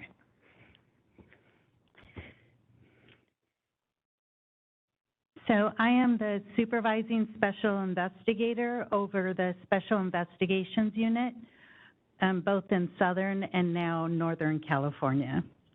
So I'm going to review the enforcement program update and statistics. Our packet starts on page 33. I'm going to begin with the staffing update. The Enforcement Division has 14 vacancies out of 37 positions. With the recent staff reorganization of the Enforcement Division, that now includes the Northern California Special Investigations Unit, the Southern California Special Investigations Unit, the Compliance Unit, and Case Management. Now, our Case Management Unit is currently being assisted by Shalom Rojas, who is out of our Compliance Unit. So she's been helping field staff with a lot of the mailing of citations and cease letters that need to be sent out. Our management team has prioritized filling vacancies. Interviews are underway, but I did want to go into what's been happening with some of the new hires. So currently we have 8 new staff between the Compliance Unit and the Special Investigations Unit. The new staff that have been hired have been going through a mentoring program. So other investigators throughout the state have been, based on their expertise and their specialties, what their strengths are, they're traveling throughout the state to provide mentoring to the new staff. So we have some investigators that have more experience with the electronic and appliance repair businesses, so they'll travel throughout the state and provide some of that training. We have some investigators and one of our inspectors who has over 20 years of home furnishings and thermal insulation experience. And she's been assisting with a lot of the inspection visits and complaint investigations. And then we have our investigators who have been working with the Household Mover Program since 2018, and they are also working with the new investigators. And during this mentoring, we do start, the first month is week-to-week training. It's all scheduled. The first program, it's usually either electronic and appliance repair or home furnishings and thermal insulation. So we review the programs, the laws, the sections, and then review cases. And then it evolves into the household moving program. And so during this training, they, like I said, they review the laws, but they also go out on joint field visits and start working on investigative plans for complaints. This way of training has proved to be very successful because after about 30 days of being new to the Bureau, staff have been able to receive new case assignments. And so I've been really excited about how other investigators have volunteered to provide this mentoring. So they're handling their current caseload, investigating cases, and also providing the mentoring. The same thing is happening in our compliance unit, where we have staff that have started to take on also cross-training between all three programs. And then we have staff who were already in the compliance unit that are training the new staff and new hires.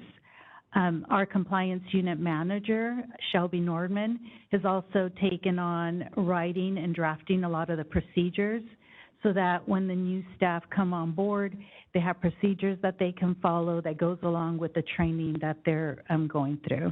So that's been successful and very exciting for us.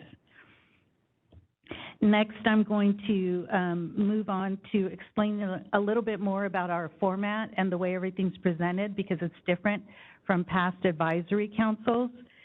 So we have listed investigation highlights, and these are investigations that have been conducted in the compliance unit or the special investigations unit.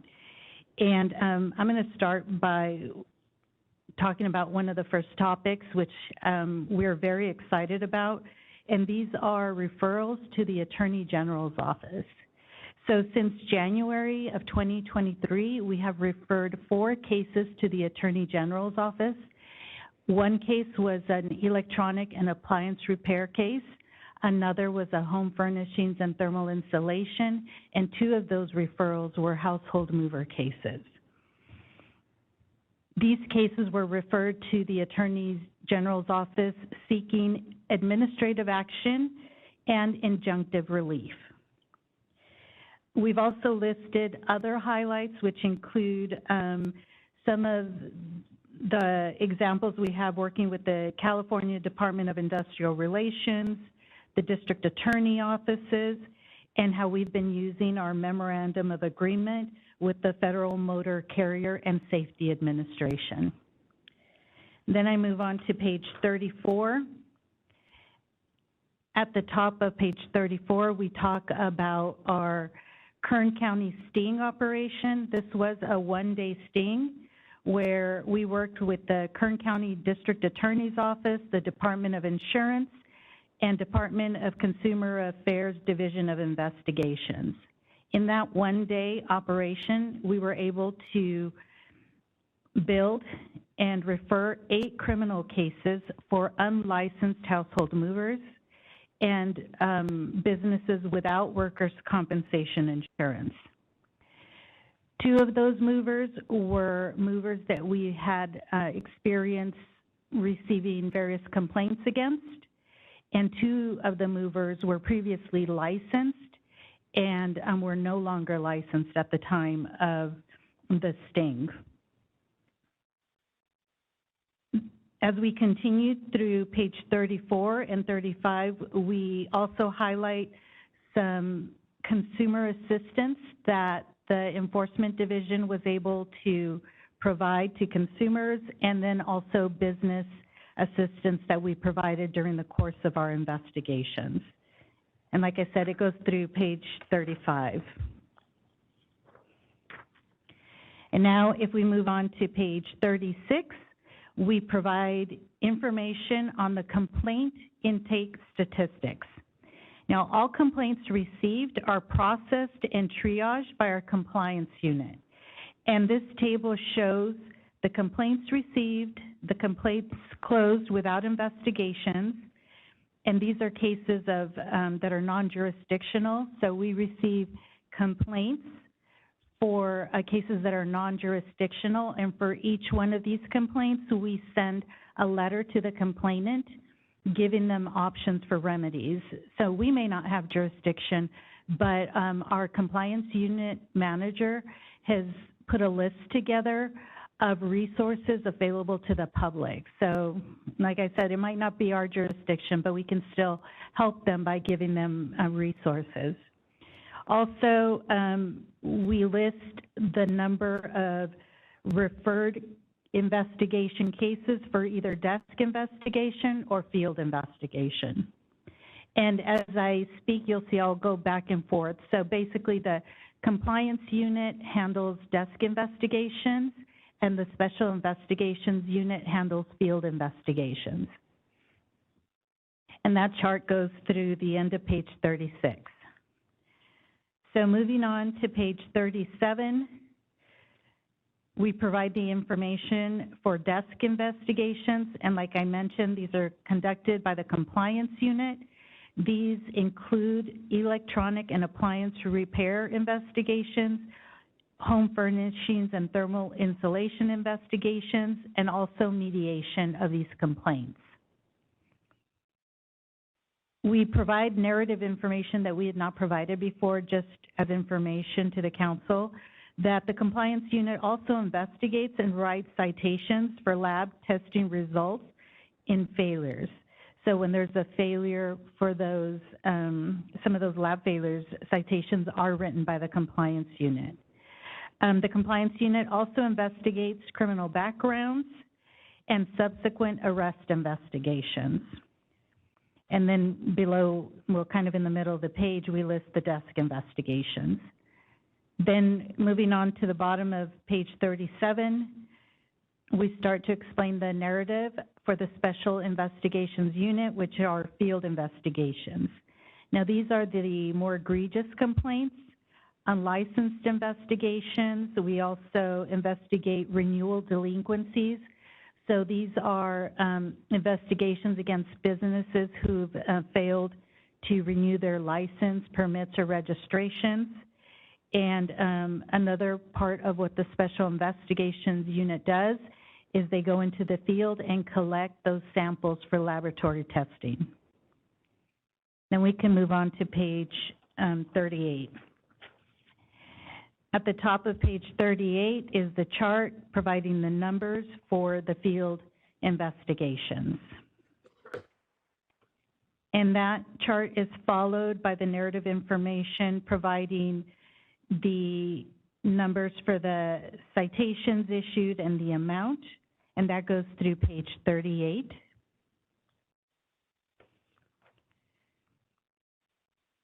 And then we go to page 39 where we discuss the hold hostage information. I will say that the Bureau is seeking feedback from advisory council members, the public, and other stakeholders about a refinement to the definition for hold hostage cases.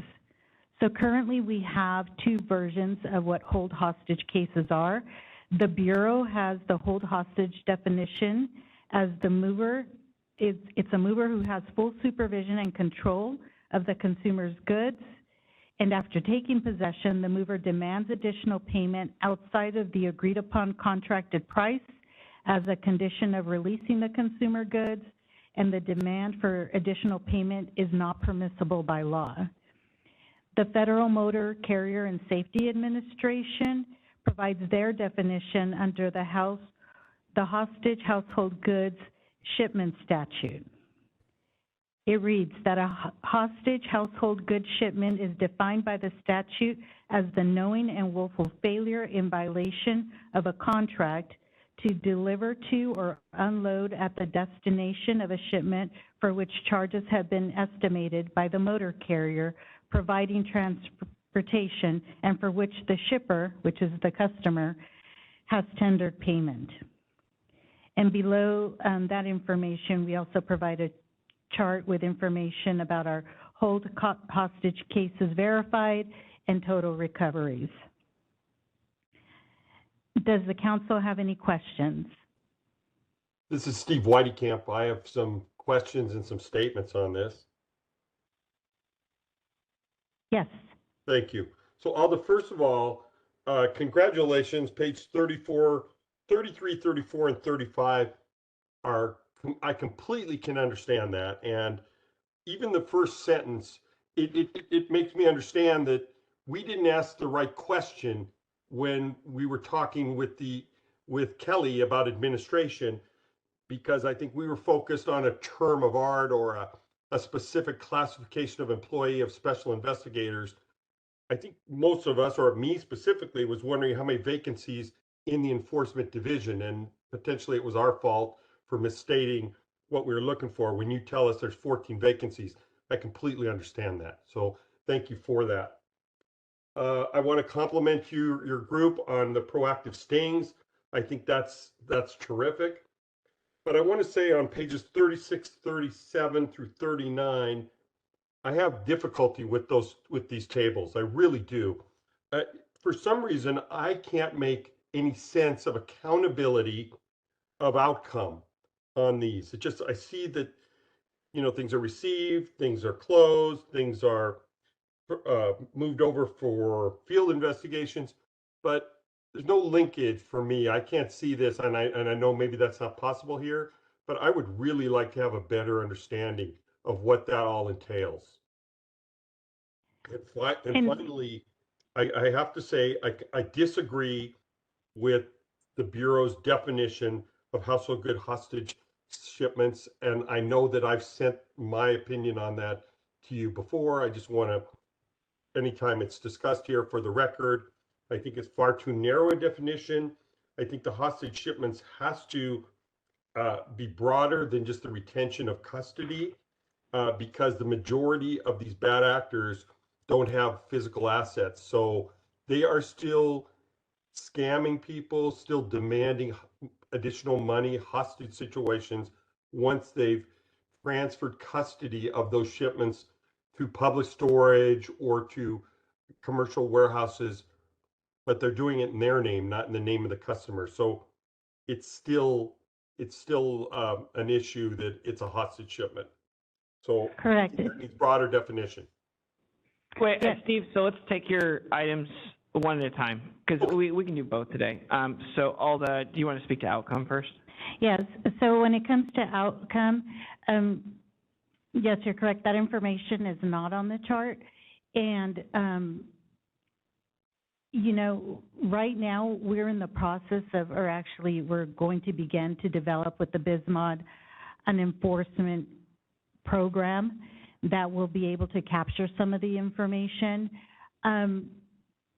We'd have to, if this is information that you're interested in seeing, I would say it would be the same kind of thing that we could do moving forward, is that we could provide an outcome on how these cases are closed. But we are working on gathering the information, like even through some of these mediations, there are a reduction of the charges that were made, or that we speak to a mover and then an individual, and then they end up paying for the cost of some damages that maybe they weren't agreeing on. Also, some of these cases are closed and referred to either a district attorney, or like now we're working on these attorney general cases, but we're also issuing citations for some of these businesses. So I think maybe we could talk about exactly what types of outcomes you're looking for, so that we can provide a chart that gives you that kind of information. Thank you. So Steve, it's relatively easy on EAR and Hufty to just associate with closure codes. It's a manual process with HHM, which Aldo was referring to. That's just trickier to do, and it's more staff intensive. But are you looking essentially for 100 cases were closed, 25 were insufficient evidence, 15 were citation issued, et cetera? Is that what you're looking for? I just want to make sure I'm on the right that would be page. helpful. And if it was linked to the receiving of the complaint, because I know these roll through different quarters, and so it just you lose track. There's no way to follow the lineage of it. That is harder. You can somewhat capture it with case aging, meaning when a case has gone through full fruition, you can sort of break down how many days was it for referral to investigation, how many days was it until a citation was issued, how many days was it until it was referred to the Attorney General's office for hearing. But that specific request is probably not something I can meet in 2023. That's after we've built out the system for all 3 programs, unfortunately. Okay, it's certainly something I want. I need it. I probably shouldn't say this, but I don't care. There are certain staff where I actually have built my own Excel table where I can see how many days they've been working on something. But it's certainly a demand we have for the new system we're currently building, and it's on Alda's list when she starts working with the DCA IT team. Good. Thank you.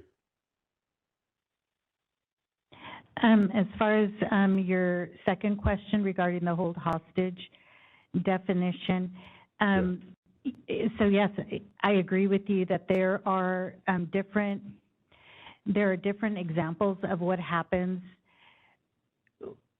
during a hold hostage process. Sometimes when we're looking at tracking this information and recording it in the statistics, we're looking at, was the delivery, did they refuse to make the delivery? Was any payment made to the mover?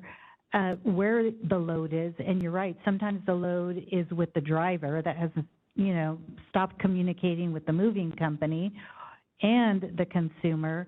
So there are different parts that go into that, but we're definitely open to hearing your suggestions, and like I said, suggestions from advisory council, stakeholders, and the public that will help us capture the different scenarios that would apply to the many different types of hold hostage cases. Because you're right, hold hostage cases, it's not always the same.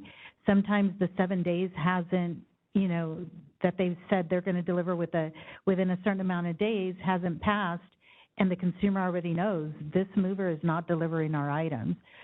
So it's something that we want to make sure we capture in the definition, which is why we're opening it for input. Steve, is this something simple enough where you can do a markup for us, or is it taking more in depth? I thought I formally sent something to you previous, but I will definitely mark this up and send it back to you with my recommendations. Okay. I'm not familiar, Steve, but that doesn't mean I missed it, so I'm sorry if I did. No worries. And then I think what I'll do is, I mean, if it's significant changes, then we'll essentially sort of present it at the next council meeting. If this is relatively straightforward, then I think what I'll do is I'll send the council around an email, and then I'll just make sure on the website the definition is just available somewhere. So sort of depending on the conversation that I have with Steve and anyone else who wants to participate, just let me know, and I'll make sure you're on the back and forth with the email. If we're looking at something that's, a modest change, then I think I'll just move ahead with it. It's just, it really helps me to have a concrete definition for statistics purposes. I just don't want to keep changing it. But once it's done, like I do really want to lock it in long term, because that's how we'll track it quarter by quarter. And then anyone else who wants to be on the conversation, just please let me know.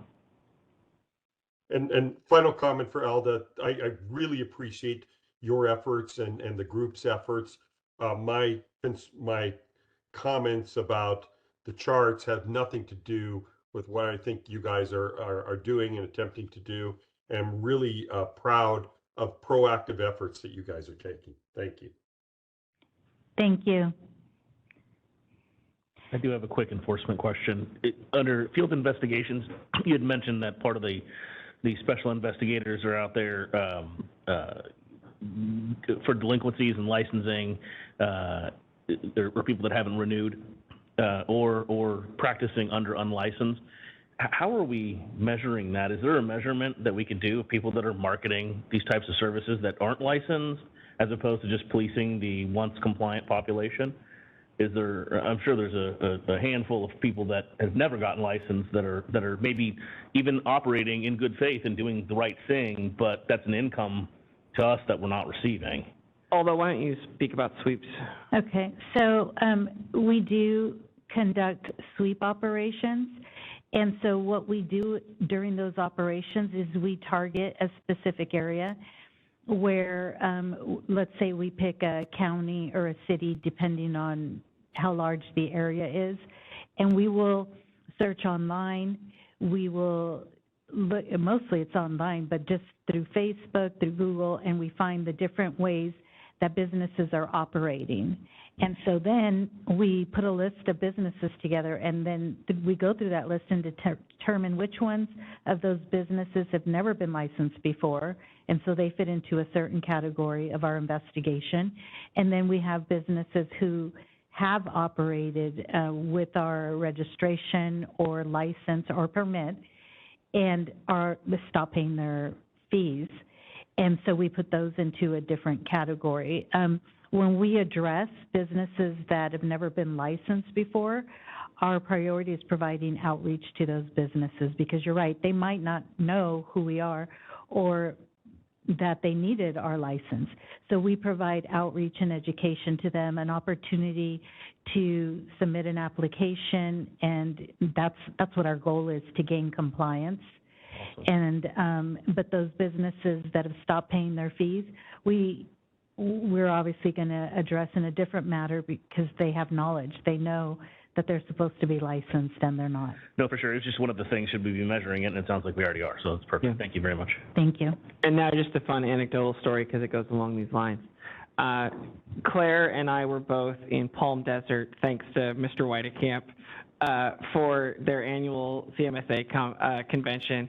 And one morning, we went out and did a walk, because Palm Desert is, hotter than the sun by the time it's 9 a.m. We accidentally walked through Steve's breakfast with his members, probably looking quite red and, I don't know, sweaty, because it was hot. Went back to our hotel room, got ready for the day, and we did sweeps with two of all the staff, Raleigh and Chris. I would say by our second visit, we probably looked the exact same as we did to Steve after our exercise. So, yeah, they're doing those sweeps all the time. Yeah. And Steve, please don't do it there again, for my sake. Any other questions? Does the public have any questions?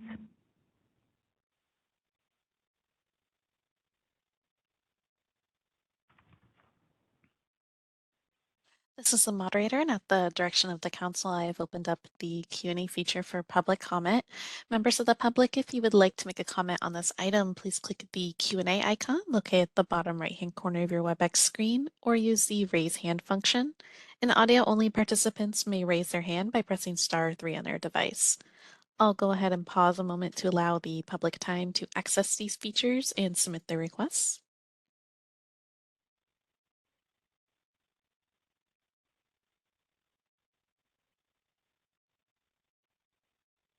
All right, and seeing none, would you like me to close that Q&A panel?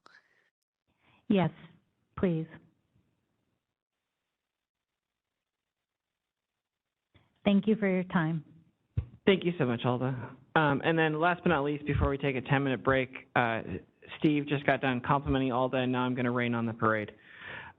Because of the vacancies we have in enforcement and the fact that we need to really get more bodies to do the work, I have temporarily suspended sting operations until we just get supervisors in place. The reason for this, unfortunately, is they're incredibly work intensive. Once I get some more staff on board, I'll make sure that I start it back up again, but it takes a significant amount of time. I know it's not ideal in the household mover space, but I just need to make sure we're still staying on top of our complaints.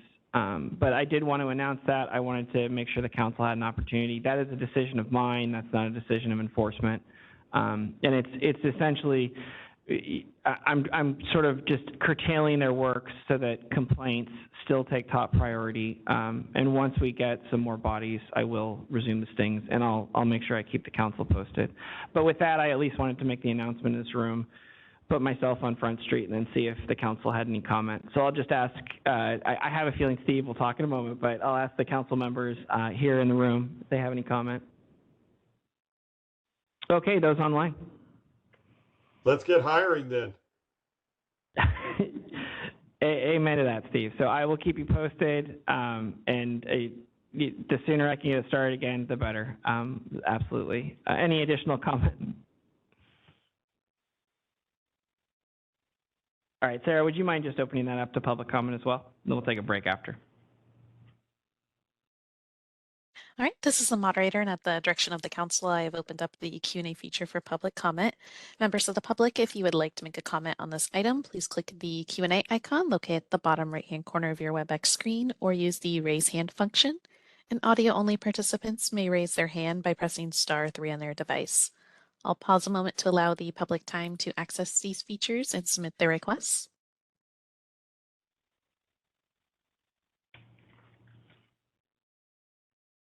All right, and seeing none, would you like me to close that Q&A panel?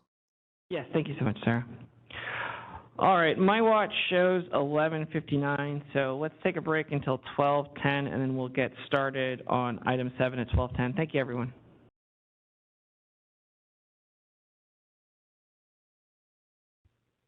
All right, I think we're going to start back up. We are now on agenda item number 7A, the Bureau Sunset Review.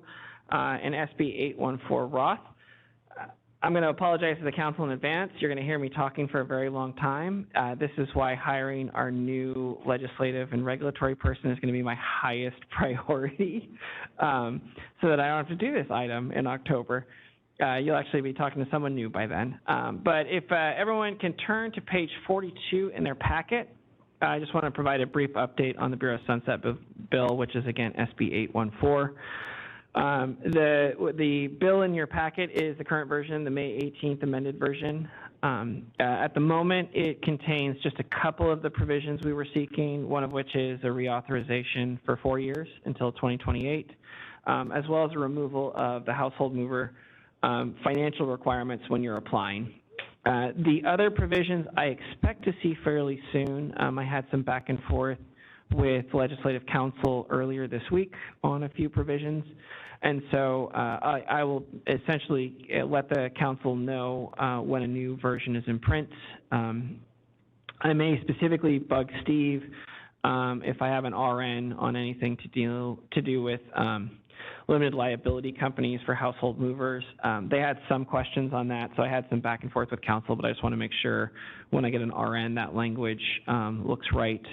But apart from that, I'll keep the council posted. I can certainly say I do not expect to see fingerprint requirements for service dealers in the bill. That's been communicated by legislative staff. I do expect to see essentially everything else.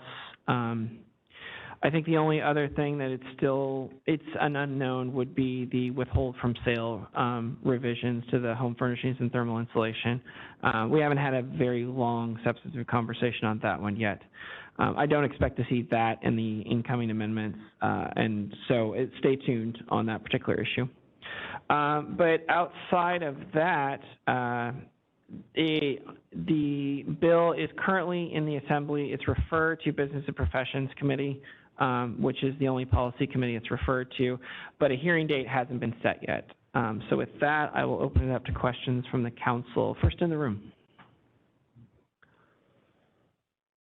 Any council members online?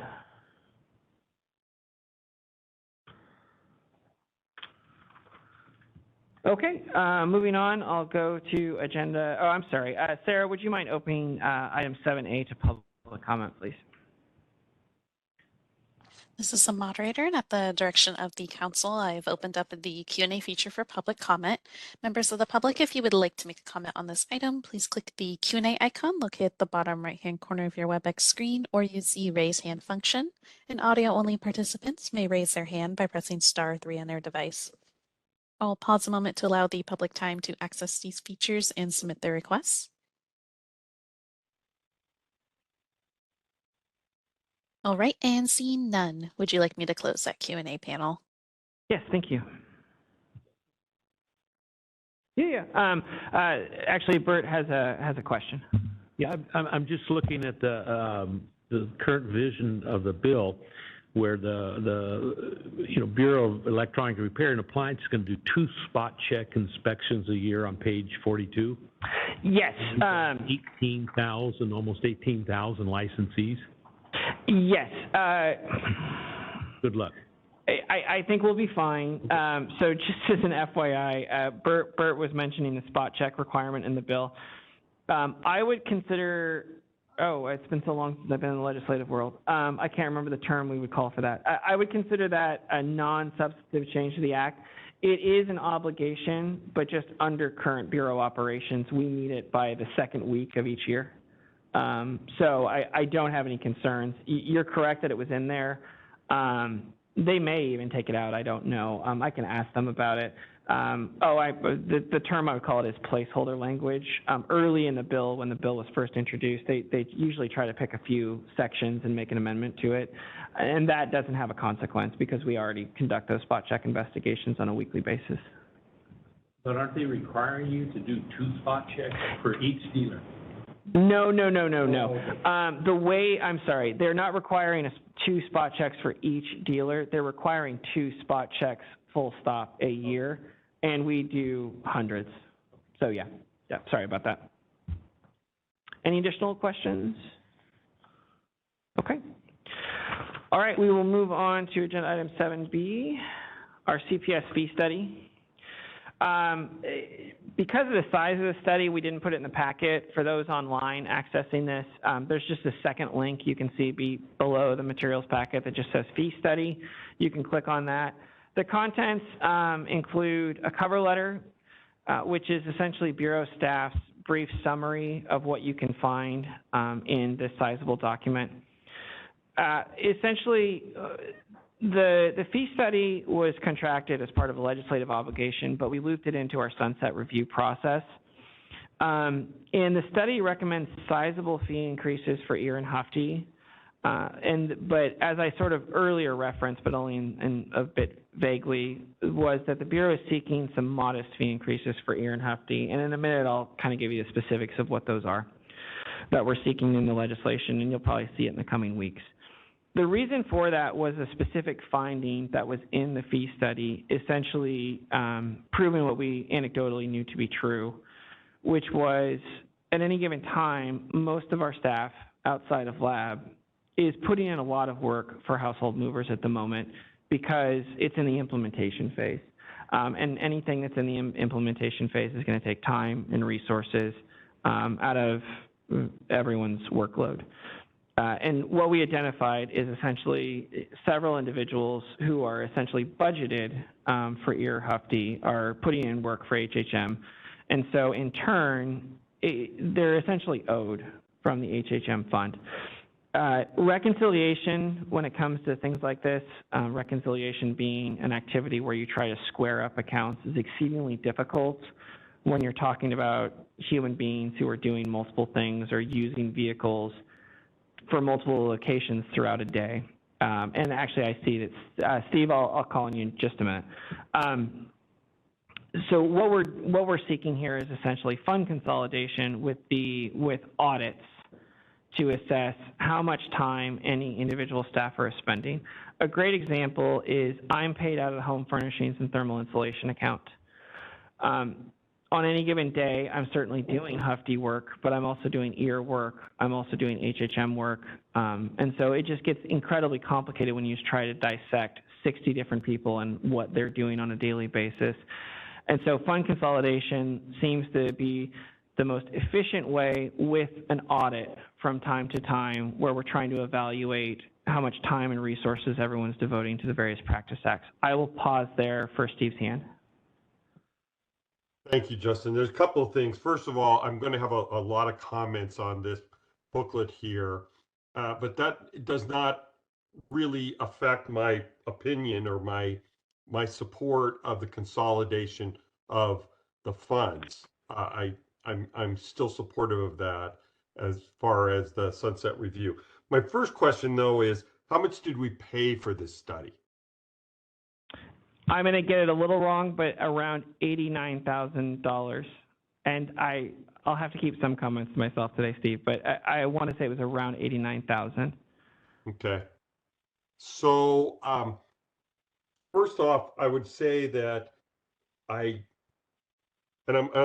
measured in my words here, that I have a challenge believing that the consultant understood the basic elements of the House So Good program and have difficulty relying on their assumptions or suggestions based upon some basic material facts, the first of which is reflective on page 14 on the quarterly permit fees. If you want to get to that page. Yep, I'm turning. Yep.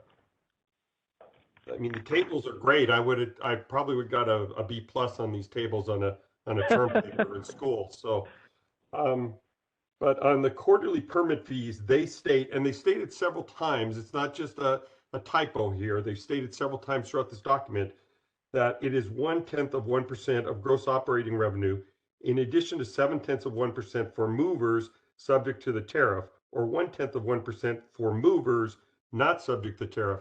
That term is inaccurate.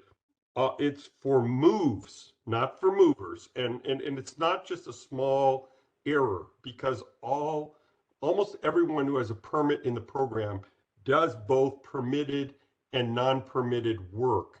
And reading this the way it's written, the way I understand English, would make me believe that these are two different classes of people, and they are not two different classes of people. They're classes of work. So based on that, that's just a basic concept that is totally inaccurate. I appreciate that. Steve, Steve, if you have other items you want to point out in the report, Yeah. I'm happy to turn to them now. Okay. I'm gonna have very measured comments. I am hearing you, I promise. But I won't go into too much detail. I will talk about how I would like to see that audit I was referencing in the future work. And so I'll speak to that after you're done. And on page 17 and 20, I vehemently oppose their projected fees for applications and transfer. I don't see any reasoning behind that. And when I go to page 27, where they've made some assumptions and moved forward based upon average revenue, I think using average revenue instead of median revenue is the wrong course of action.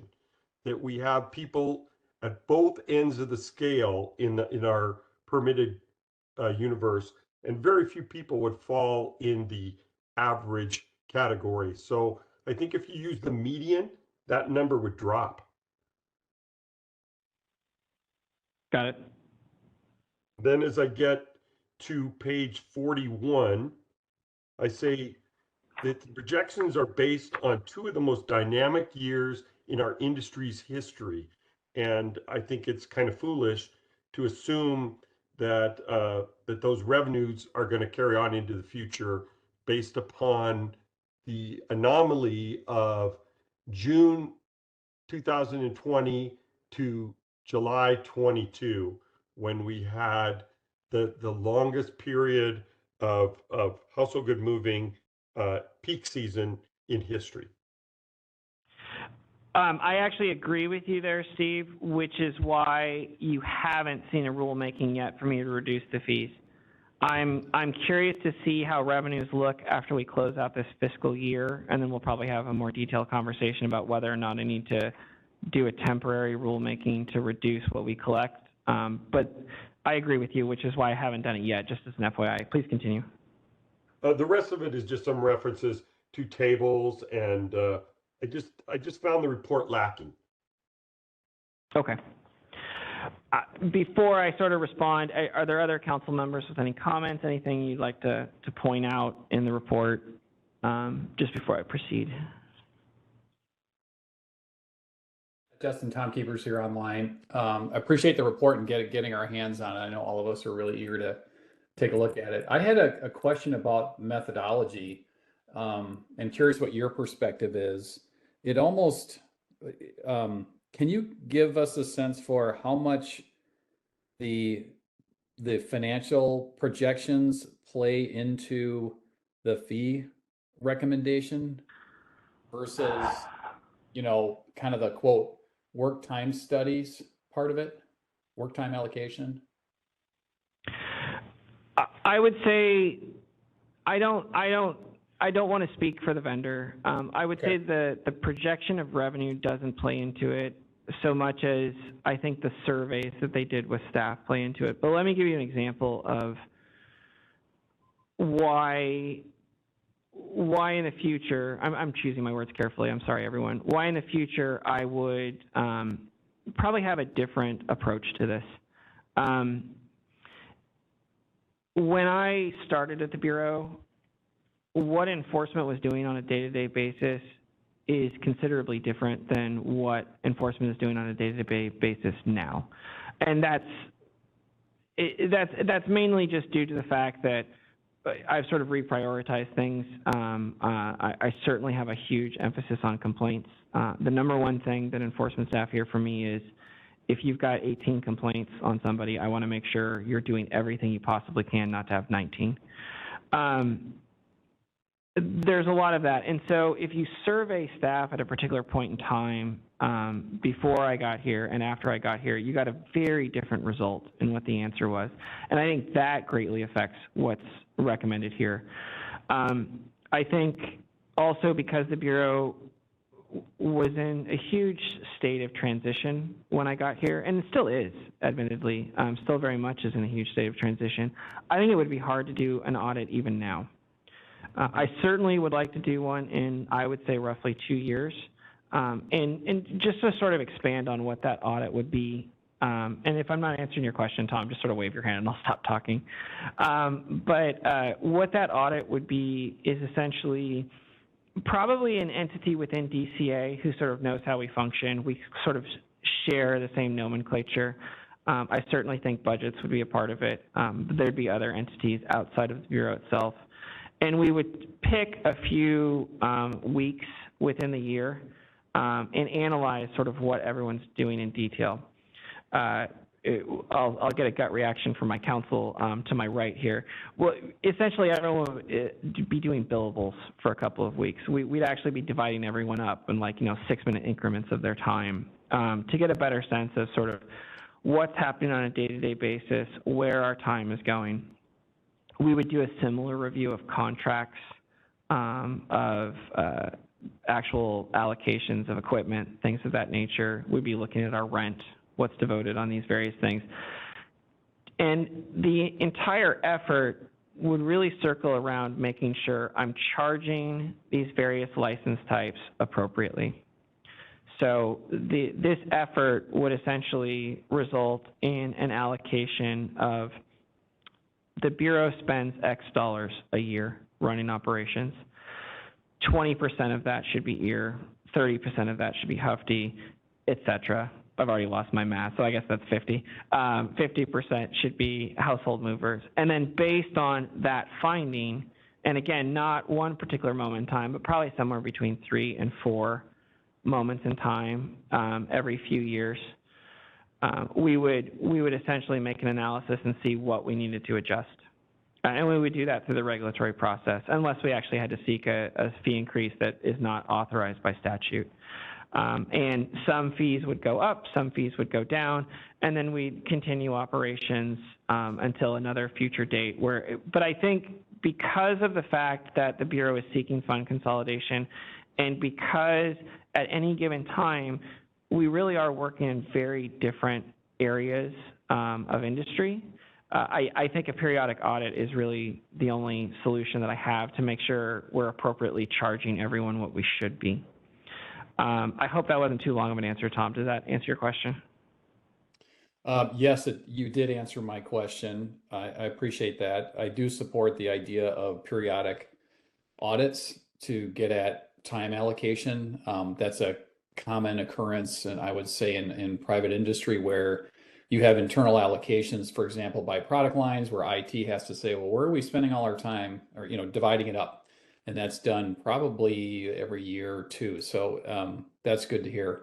I have a separate, so that you're also helping address a concern I had with in the study where they were asking supervisors to estimate their time, their staff's time. I haven't found that to be terribly accurate. It's hard to do, and I think there's been a lot of, it's been a dynamic environment from what I'm hearing just on this call. So I appreciate that. I did have a question on the consolidated fund, but I'll hold off on that. Thank you.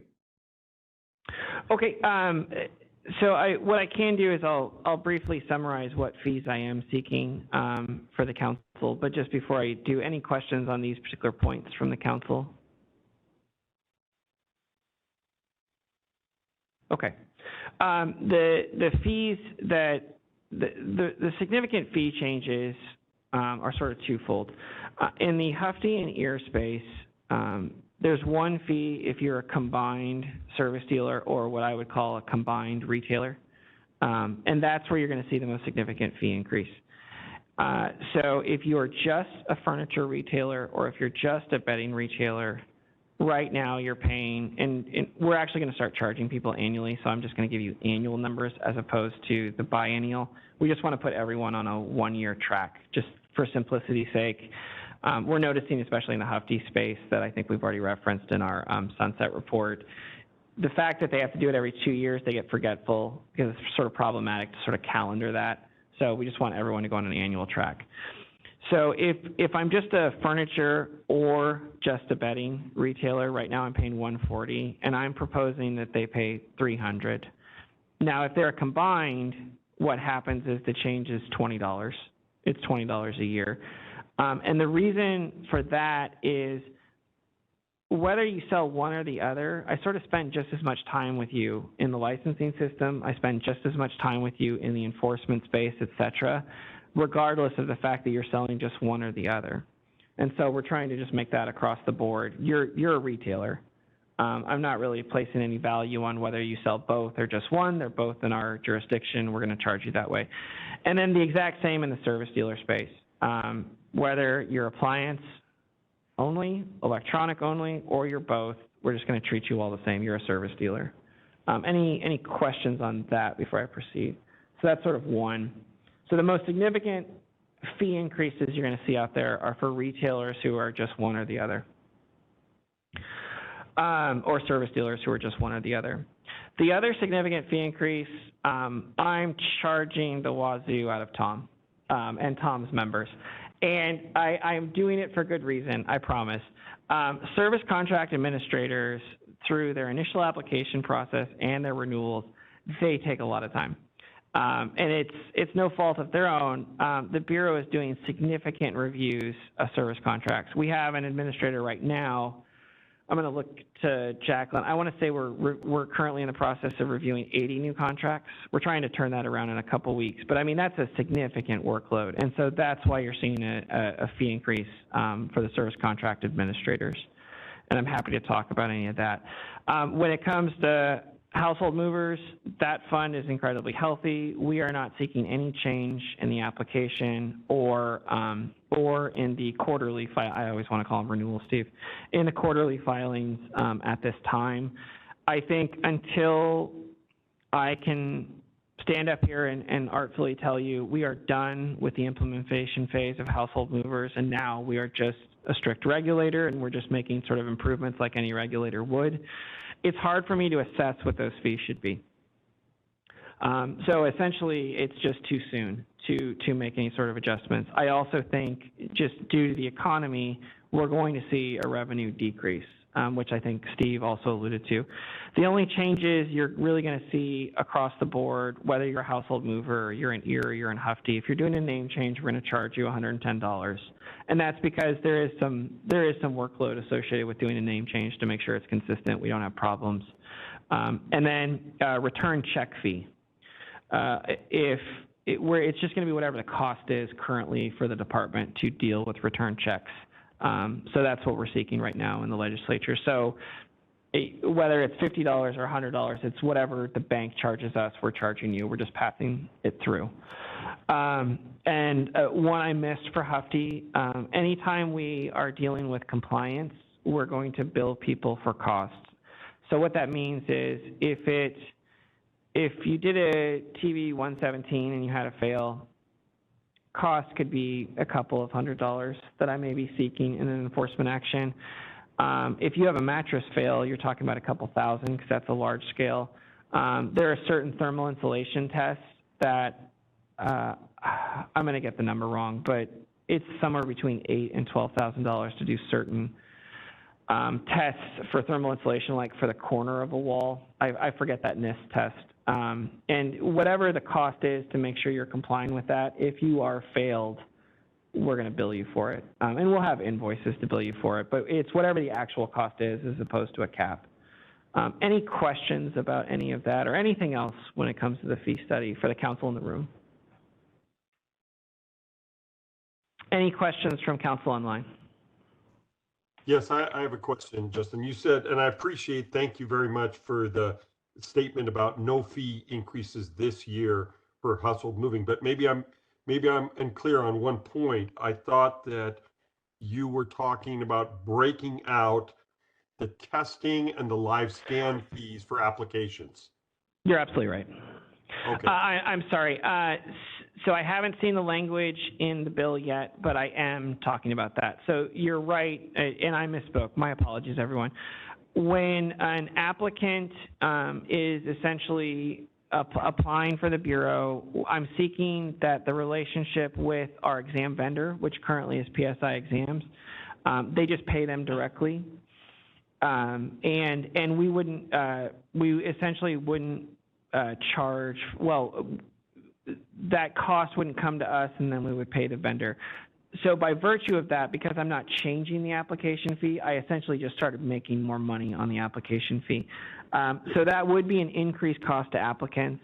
And long term, I assume I'm going to hold off having to do any sort of increase due to inflation because of that. And it's just less workload because now I'm not doing an accounts receivable every quarter for making sure that I'm appropriately paying PSI on time. I've just cut myself out of the process entirely. It's just between the applicant and PSI, which is why I want to do it. And then secondly, for the same reasons, is the fingerprint, which is, again, you're going to see an increase because now when you go to Staples or like a UPS store, you're going to pay the full fee as opposed to them paying, having me charge a certain amount. So thank you, Steve. I apologize.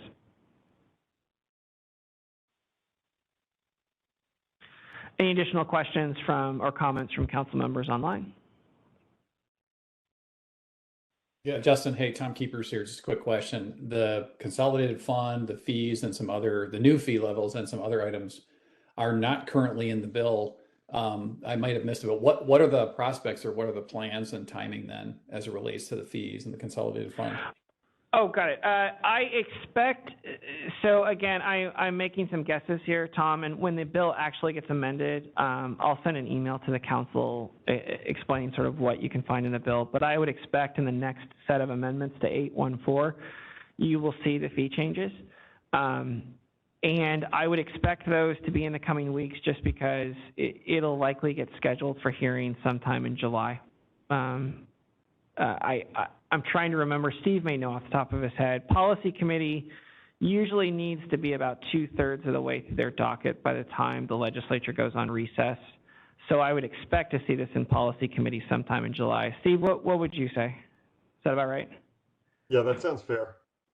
Yeah. But Tom, it's sort of anyone's guess. It also goes to priority of various bills and when we'll see those amendments. But I would expect before July gets here, we'll see an updated bill, and then we'll probably see a committee, the Assembly Business and Professions Committee hearing will probably be in early July. If it's not, then it'll be very quickly after they come back to recess in August. Okay, thank you. Appreciate it. Yeah, no problem. Any additional questions or comments? Used to have that calendar memorized, not anymore. All right, Sarah, would you mind opening it up to public comment?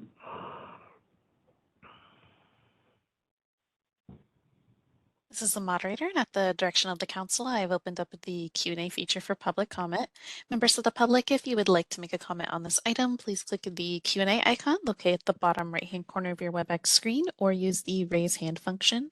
And audio-only participants may raise their hand by pressing *3 on their device. I'll pause a moment to allow the public time to access these features and submit their requests.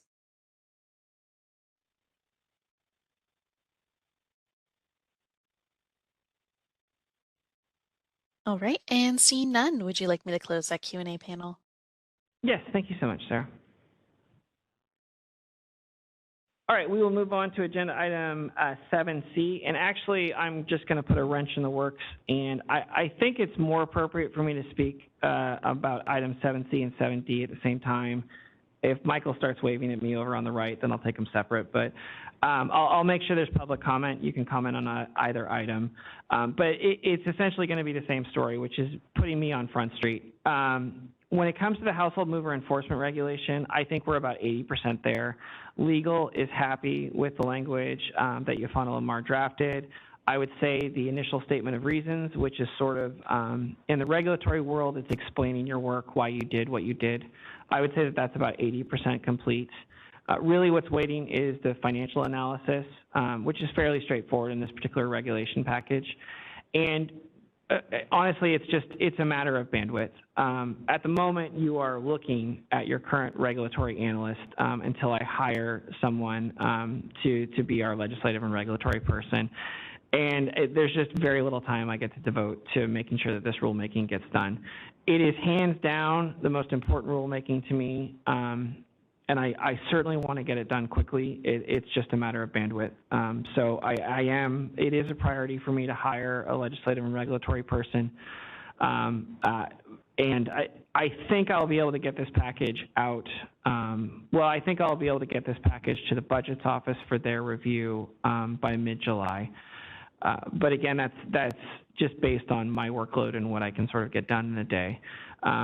We'll also be posting advertising. I think you'll see in the next few weeks an advertisement for a Staff Services Manager 1 specialist, which will be responsible for doing regulations and legislative tracking for the Bureau.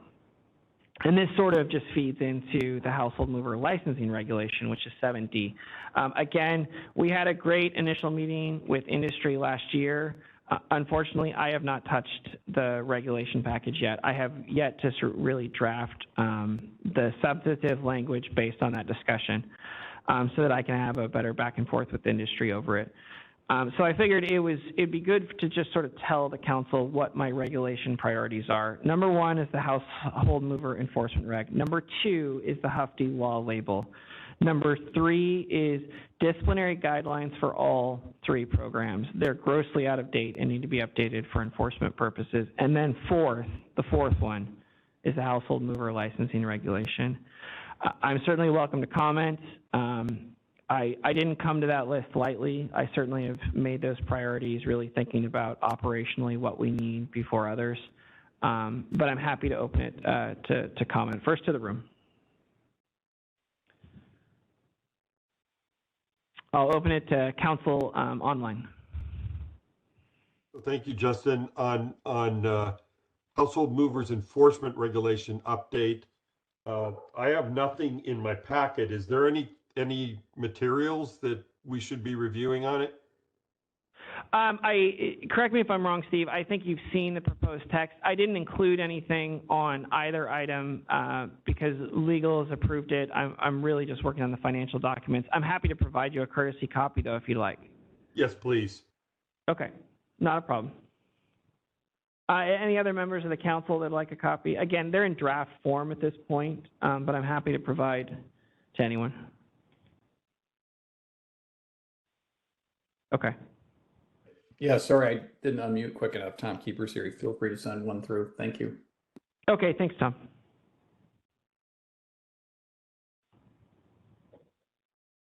Okay. Any other council member comment on 7C or 7D? All right, Sarah, would you mind opening it to public comment?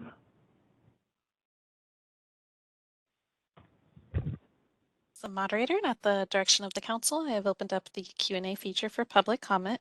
Members of the public, if you would like to make a comment on this item, please click the Q&A icon located at the bottom right-hand corner of your WebEx screen or use the raise hand function.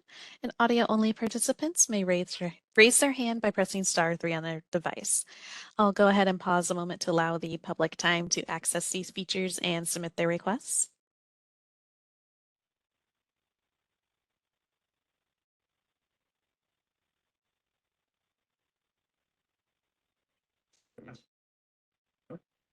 All right, and seeing none, would you like me to close that Q&A panel? Yes, thank you, Sarah. All right, so I'm moving on to agenda item 7E, which is the upholstered furniture bedding wall label regulatory proposal. So first, as Jake referenced, Dylan and I went to the IABFLO conference in Maine. I really enjoyed the conference. I certainly am demanding everyone call me Mr. Vice President now. But that's neither here nor there. I also think it's going to be important for the Bureau to attend those conferences in the future. I think in person is really important. I didn't appreciate how important until I actually got to have a lot of side conversations with my counterparts in Utah, Connecticut, Rhode Island.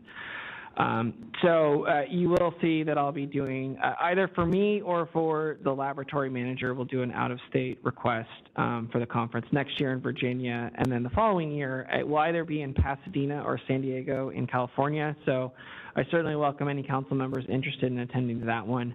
That one will be a lot easier because it'll be in-state travel for us.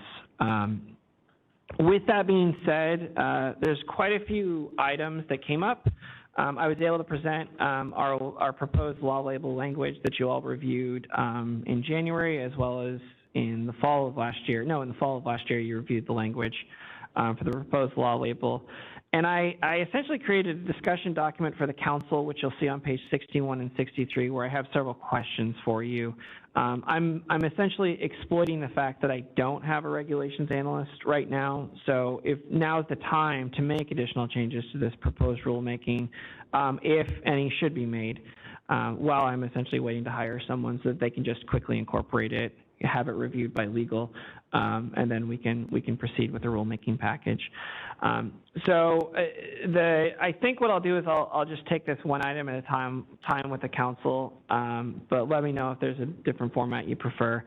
I think the first item is we're trying to see if we can make an update with the flammability statement, mainly because the flammability requirement is now a federal requirement as opposed to a California requirement.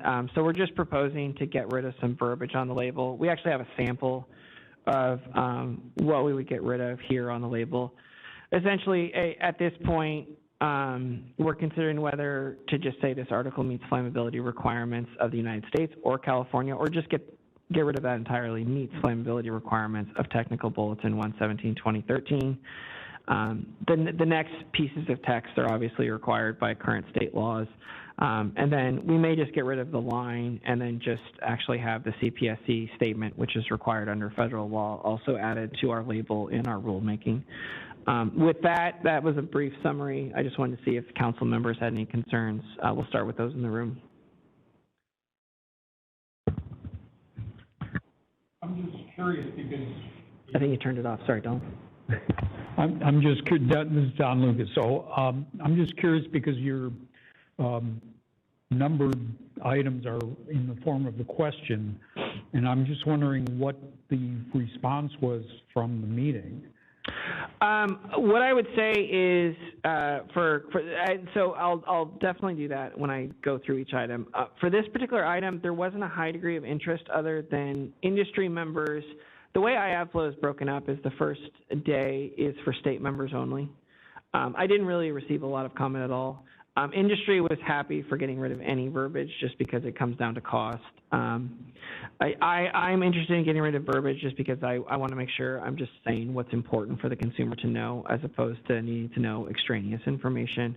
So I would say from an industry perspective, there was support for making it consistent with the CPSC federal requirement and getting rid of some verbiage.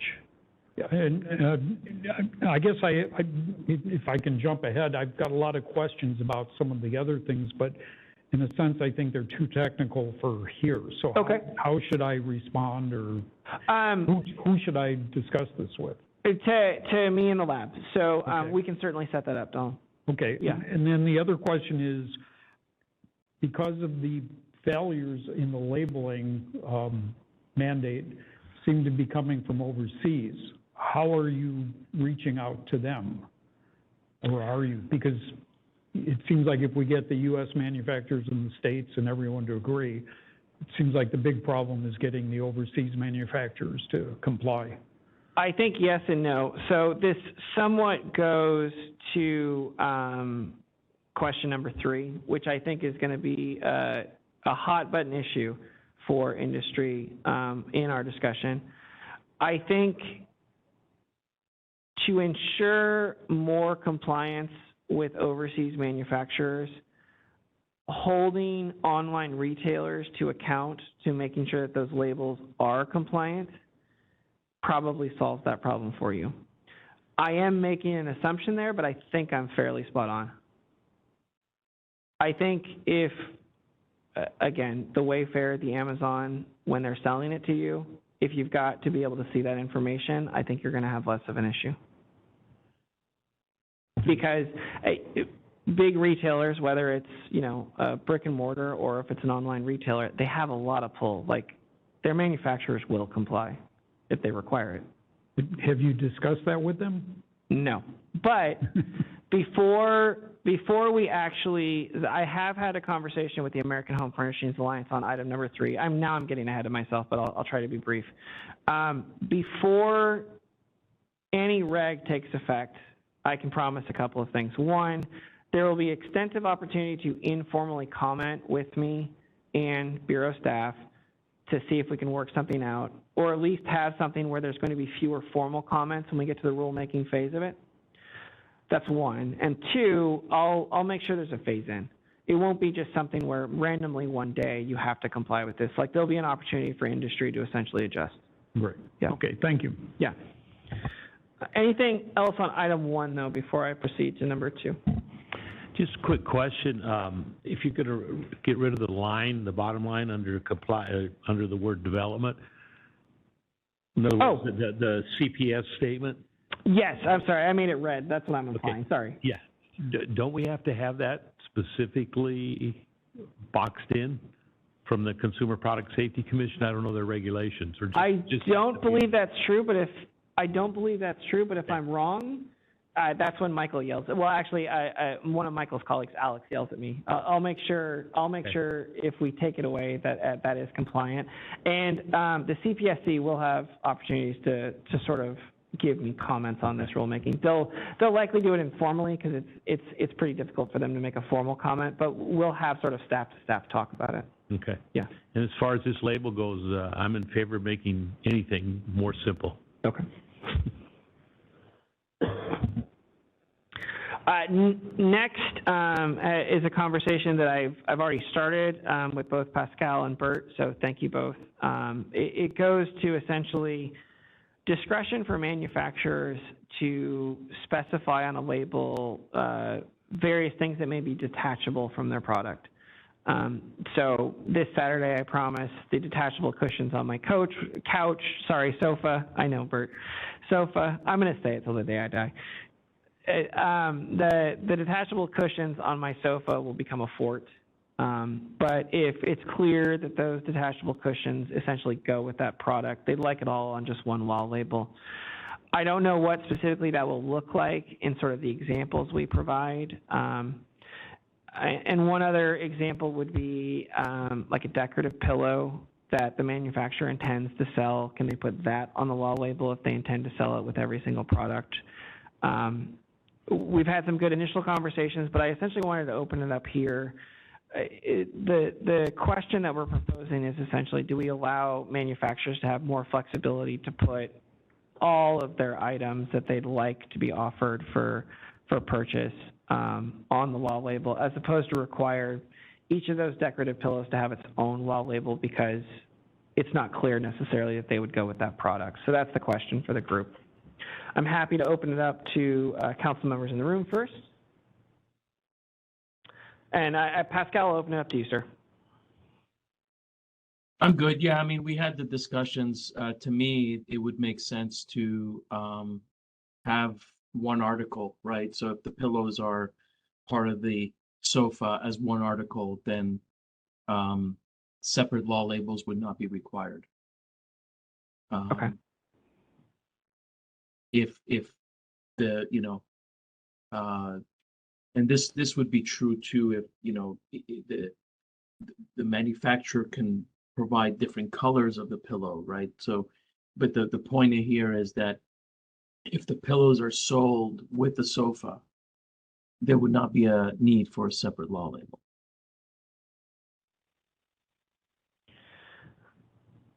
Just so council members are aware, as I draft this with laboratory staff, I think the devil's really going to be in the details.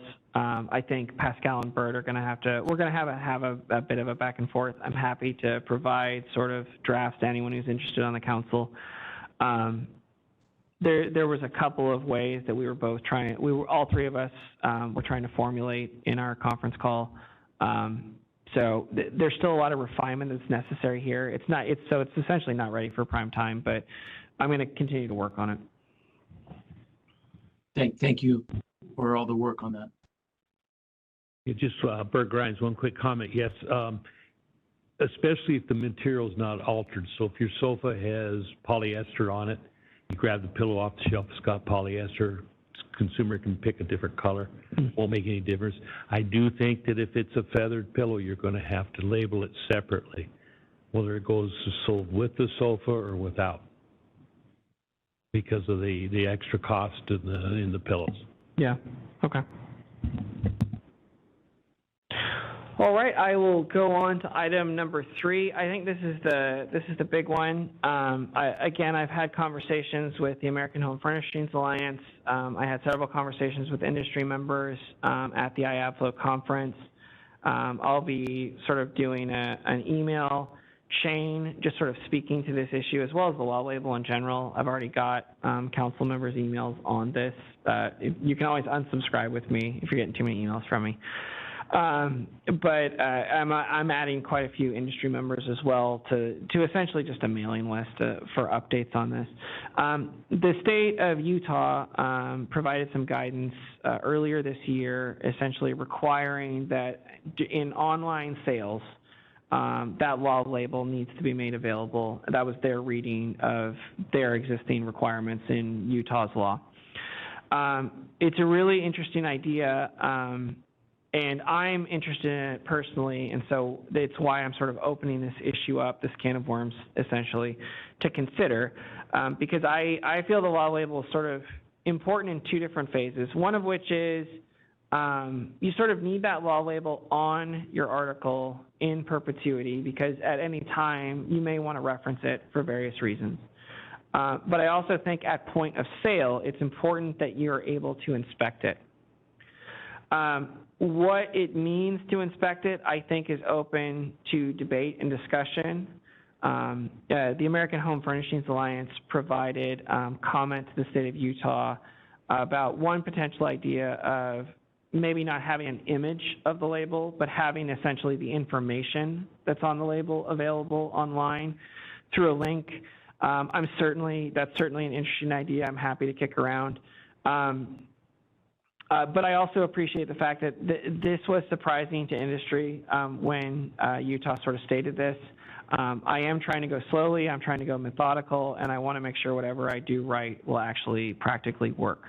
I would say I know industry members aren't excited about it. I think from a consumer perspective, it is an important thing. I'm going to keep looking into it. I won't make any commitments either way on what I'll do with it, but I do plan to keep looking into it. But I'm also happy to open it up to comment from the council at this time. I'll do it for any council member who wants to speak on this item. Please let me know. Okay, I think just due to the unique nature of this particular one, I'm going to pause right now. We may have some members of the public from various industries who may want to make a comment. So what I will say, just on items 1 through 3 so far that we've covered, if anyone would like to make a public comment, can you please open it up, Sarah?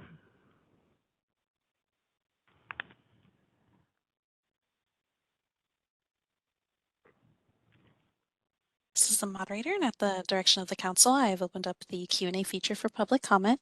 Members of the public, if you would like to make a comment on this item, please click the Q&A icon located at the bottom right-hand corner of your WebEx screen, or use the raise hand function.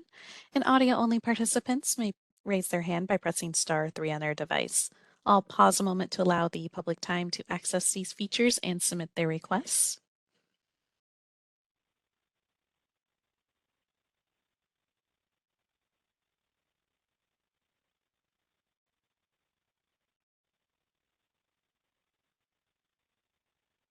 All right, and seeing none, would you like me to close that Q&A panel? Sure, thank you, Sarah. Okay. So I'll move on to sort of question 4 for the group. This goes to finish size. I think the example I sort of keep in my head when talking about finish size is if you have something that's supposed to essentially be a set for a queen or a California king, you really need to make sure it's meeting specified lengths. Finish size is difficult to do if you don't get guidance from the Bureau on how to do it. So for example, if you have a particularly fluffy pillow, how the heck do you measure that? What we're proposing is essentially the Bureau would update what its finish size technical bulletin is, put it online, and then we would actually reference that in the rulemaking. So I feel before the Bureau can actually cite someone for violating a finish size, you need to understand how we're calculating it in the first place and have an opportunity to comment with us about whether that's appropriate or not. So what lab staff are doing as we speak is working on updating the technical bulletin that essentially tells you how to calculate that finish size. This is just a brief summary in your document of sort of what we're looking at. And what we would eventually do is we would incorporate that by reference into our rulemaking, that essentially you would have a violation if you fail to meet the finish size requirements as defined in technical bulletin, whatever we select. Any questions from the council members or concerns on that item?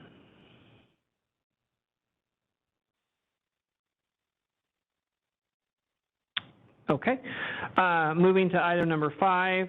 I think what we can do for the next few is I'll essentially open it to comment. I'll just briefly summarize them. I don't think we have to take them each in turn. I don't think these are terribly controversial. We're essentially just trying to remove the term sleeping pad from regulations. It doesn't seem like we actually use it anywhere. So I think this is really just cleanup. If I'm wrong, or if you know of someone in industry who finds this term important, please let me know. The second one just being we want to update kind of when certain terms should be used and if there are any out there. So for example, polyester, PETG. We're trying ourselves internally to think about what's the better disclosure to the consumer. We do have some ideas, but we're also just seeking industry feedback. And I think for no other reason, the fact that I'm trying to do this online thing, I think I'm about to get a lot more industry feedback than I had before. So we're just looking for any insight that council members may have, or if they want to forward this, any insight various industry members may have with these terms. The important thing being, I want to make sure we're using terms that are understood by consumers.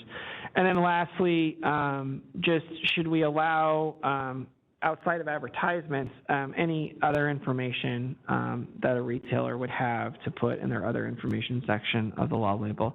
So sort of all three of those together, I'll just open it up to council comment. I'm happy to answer questions, or if you see my eyes get big, I'm happy to ask Jake to come up to answer your questions.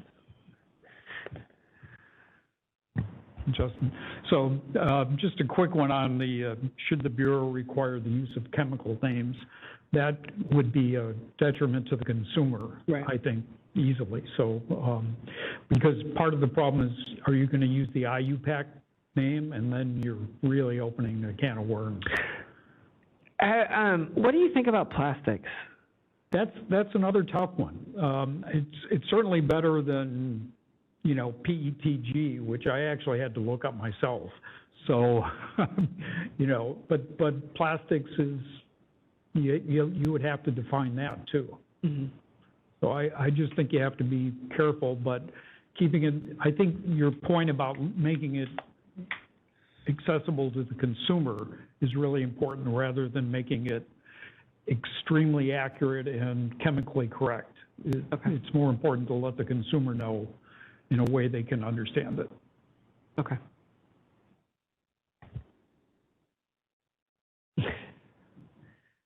For the record, Bert agrees with Donald. Any additional comment from the council?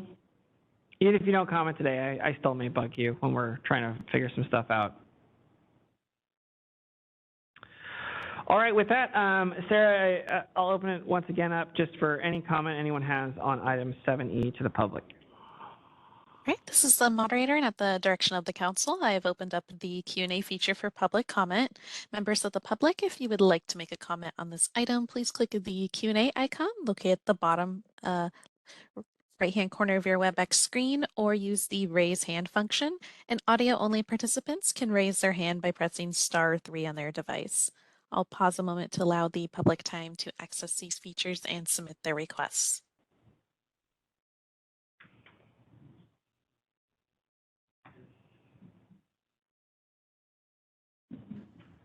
All right, and seeing none, would you like me to close that Q&A panel? Yes, thank you so much, Sarah. All right, we will move on to agenda item 7F, which is the Friedman Bill, AB 1059. Also, I forgot to mention, I'm sorry, Council, I have the letter from the state of Utah as well as a letter from the American Home Furnishings Alliance with regards to that online disclosure. Just let me know if you'd like a copy. I'm happy to send it to you. You would, Donald? Okay. I'm just making a note real fast. All right. All right. The Friedman Bill, I'm just turning in my notes, essentially is going to ban the sale and distribution of fiberglass in juvenile products, mattresses, or upholstered furniture, and sort of reduce the use of flame retardant chemicals in components of adult mattresses. I don't know if it's formal opposition. I assume it is, but I actually haven't seen a formal opposed letter from ISPA. But there's a back and forth between the Sleep Products Association, the International Sleep Products Association, and various supporters of it. Of this bill, I think it's Californians Against Waste, just to give you a few so you sort of know the players. The Product Stewardship Council, and let's see, the Families Advocating for Chemical and Toxic Safety's National Stewardship Action Council are all members who are in support of this bill. The Bureau essentially is serving as a technical expert. The way that the bill is currently drafted, the Bureau can implement it. We are putting a fiscal price tag on it of $157,000 a year, and the purpose of that is essentially to hire another environmental scientist, because we do think certainly the compliance, we're going to have to do inspections, we're going to have to increase our amount of pulls of these various products to test for compliance. The good news is, with the definition that's currently in the bill, I don't think there's a lot of equipment needs here, because fiberglass is sort of a know it when you see it sort of thing, and then we're able to sort of confirm that with equipment we already have, but we just need we need an additional body to help us do that. Again, the Bureau is serving as a technical expert, so we're very much watching this bill. We're just making sure whatever's drafted we can actually comply with.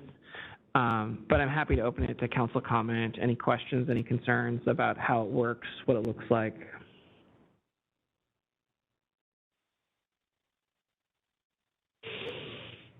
Okay, I'm going to hold on public comment just until I get through all the bills, Sarah. So I'm going to move on to agenda item 7G, which is the Eggman bill, which is the right to repair bill. That's actually on page 71 of your packet. Essentially, what this does is any consumer electronic that's $50 or more, manufacturers essentially need to have various publications available on conducting repairs, as well as make parts available. This is what's known as sort of like a right to repair bill. This is a national trend. The most noteworthy state that's implemented a right to repair bill is New York, which was last year. I think California, as well as several other jurisdictions, are going to be having bills of this nature. Again, the Bureau regulates the individuals who would essentially be conducting the repair, so we're just watching this one. It's not going to affect the Bureau. There isn't a fiscal impact, but it's just something that we have on our radar. We'll likely get questions about it, especially from our regulated industry as well as consumers, so we just want to be prepared to speak on it. Any questions from the council on the Eggman bill? And then last but not least, I'll move on to 7H, and this is essentially a right to repair bill, but it's specifically focused on powered wheelchairs, and that's actually on page 79 of your packet. Again, we're watching this. It's very similar to the one dealing with the consumer electronics. It's just to a very specialized industry. And happy to answer any questions, but again, the Bureau is essentially watching this one. Any questions from the council on this one?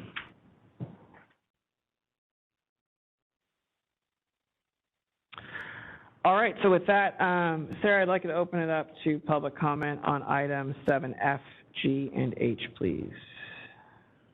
This is the moderator, and at the direction of the council, I have opened up the Q&A feature for public comment. Members of the public, if you would like to make a comment on this item, please click the Q&A icon located at the bottom right-hand corner of your WebEx screen, or use the raise hand function. And audio-only participants may raise their hand by pressing *3 on their device. I'll go ahead and pause a moment to allow the public time to access these features and submit their requests.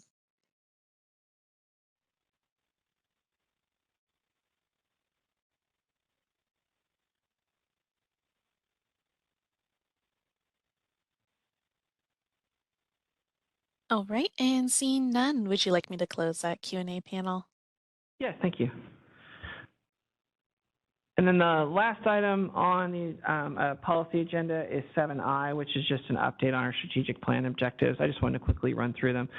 We have several strategic plan objectives for the legislation unit, one of which is the law label requirement, which I've already provided an update on. 4.2 is actually the household movers enforcement regulation. I've already provided an update on that. 3 is analyzing ignition interlock device legislation. I'm going to speak a little bit more about this when we talk about future agenda items, but we plan to have Dan and Toby essentially give us a presentation in October when the sunset review process is over, so there's a little bit more room on my plate. And that'll essentially kick off that effort, which will be a review of essentially, you know, what updates, if any, we would see in here. And what you would see, the end of that effort would essentially be something very similar to a report the Bureau did on service contracts. We'd just be doing it for the ignition and the lock device space. So that's item 4.3. And then item 4.4 is the gig, essentially evaluating the gig economy, and 4.5 is basically updating the EAR law for emerging technologies. Those, I'm certainly going to be waiting outside of 2023. I have a 5-year strategic plan. I'm trying to make sure those first 3 are addressed. When we actually have a legislative regulation person in place, we'll start talking about what those look like, but that'll be something in future years. So with that, just any questions from the council?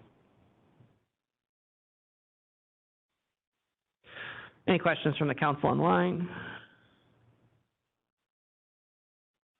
Sarah, would you mind opening it up to public comment? This is the moderator, and at the direction of the council, I have opened up the Q&A feature for public comment. Members of the public, if you would like to make a comment on this item, please click the Q&A icon located at the bottom right-hand corner of your WebEx screen, or use the raise hand function. And audio-only participants may raise their hand by pressing *3 on their device. I'll pause a moment to allow the public time to access these features and submit their requests.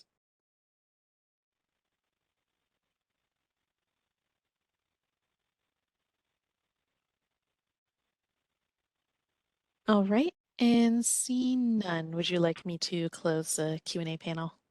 Yes, thank you so much. Council, again, apologies. I'll make sure someone else talks to you for that long next time. But with that, we will move on to agenda item number 8. I think something that's near and dear to many of you. We're going to talk about the communications and education update. So I'm going to hand that off to Deputy Chief Goldstein. Okay, thank you. First, I just want to say that I'm excited to be here and excited to meet most everybody in person as the new Deputy Bureau Chief. As Justin said, this is a new item on the agenda, starts on page 92 of the packet, and this will be a regular part of the agenda and the meeting materials going forward. So I'm just going to broadly review the material in the packet. So May was National Moving Month, and so we undertook a number of initiatives around that. We issued a press release in both English and Spanish with tips for consumers to protect themselves as the busy moving season began. The release was distributed to approximately 50 media outlets statewide. It was also posted on DCA's blog page and sent out to a subscriber list of about 600 people via email. It was also highlighted on the Bureau's as well as DCA's social media channels. In addition, we created a new outreach flyer in the spirit of trying to simplify things for consumers with the top 5 tips for moves within California and the top 5 tips for moves into and out of California. And that flyer is available in both English and Spanish. It's on a new consumers page under publications on the Bureau's website. It also served as the basis for a series of social media posts for the Bureau on Facebook and Twitter. And I also reached out to contacts I have at the Department of Real Estate to promote that information on their social media sites for real estate agents, maybe who are recommending movers to their clients, to make sure that they're passing on those consumer tips to their clients. I feel confident in saying that at the moment, the Department of Real Estate reach on their social media exceeds that of the Bureau. They have a much larger licensee population. It's about 400,000. So this is going to hopefully reach a broader audience by partnering with them. We also did have an outreach event scheduled for May Mover Month in partnership with the Department of Financial Protection and Innovation. Unfortunately, just about 2 days before the event, it was canceled. So we will be rescheduling that with them. We don't know exactly when, but we will definitely share all these new materials as part of that. Also just want to note that since the last council meeting, there was another press release issued in February about avoiding appliance repair scams. And in April, Mr. Vice President over here appeared on an NBC Los Angeles story about an excessively expensive appliance repair. So that featured Justin as well. So hopefully, as you can see, the Bureau has really put an emphasis on beginning to sort of amp up our outreach efforts. And I do just want to take a moment to really thank the Bureau staff who have been very willing to assist in these outreach events in addition to keeping up with their regular responsibilities. So you can see in the packet on page 92, we've done a number of events. We're committed to trying to do more events. We are going to be participating in August with the Contractor State License Board at a Senior Scam Stopper in Southern California with Assemblymember Jackson's office, and we hope to be participating in more of those going forward. So the other thing I want to mention about outreach is my understanding is that there had been some prior suggestion and discussion about doing outreach at county fairs. We did look into that. It's a little bit of a challenge given our current staffing levels. We would have to staff the table or the booth continuously. County fairs generally run really long hours. They run into the evenings, they run during weekends, and we just don't have the staff at the moment to be able to accommodate that. So hopefully down the road, that's something we can look into again. And that actually kind of functions as the perfect segue to talk a little bit about communication and education and staffing. So right now, we don't actually have anybody who is dedicated full-time to this work. So we're borrowing people, you know, from other areas. So we're really, in addition to relying on the staff who've been willing to do that, we want to remedy that. So we are looking to hire a full-time communications and outreach person. We are also looking to hire a student assistant who will be able to help with those efforts. In addition, in the licensing unit, we have a new staff person, and part of her job is to help with licensing applicant workshops. So hopefully, with all of those elements, we can continue to make more progress in these efforts. So, sort of taking into account the limited number of staff, the ambition of the strategic plan goals in this area, we've identified a number of goals over the next year once we have the staff in place that we're hoping will really help us reach sort of our three main audiences, which are consumers, applicants, and licensees.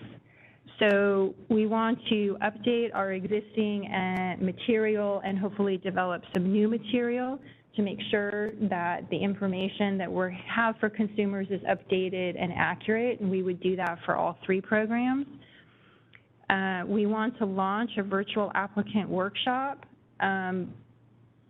Probably at the beginning would focus on the new online application for household movers.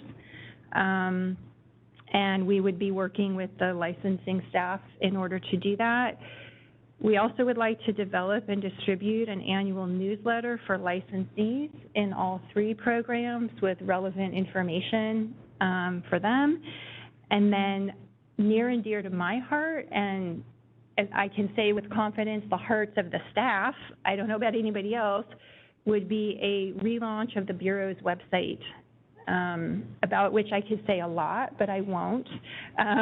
So I can say that we have done some preliminary work on all of these items, but again, just until we get this full-time person in place, it's going to be harder to make as much progress as we would like. But the plan is there, and the effort to hire is a priority, as you've heard throughout the meeting. So I'm happy to answer any questions or if there are any comments from council members in the room. Any council members on the WebEx? Nope. Okay. Sarah, could you please open it for public comment? This is the moderator, and at the direction of the council, I've opened up the Q&A feature for public comment. Members of the public, if you would like to make a comment on this item, please click the Q&A icon located at the bottom right-hand corner of your WebEx screen, or use the raise hand function. And audio-only participants may raise their hand by pressing *3 on their device. I'll pause a moment to allow the public time to access these features and submit their requests.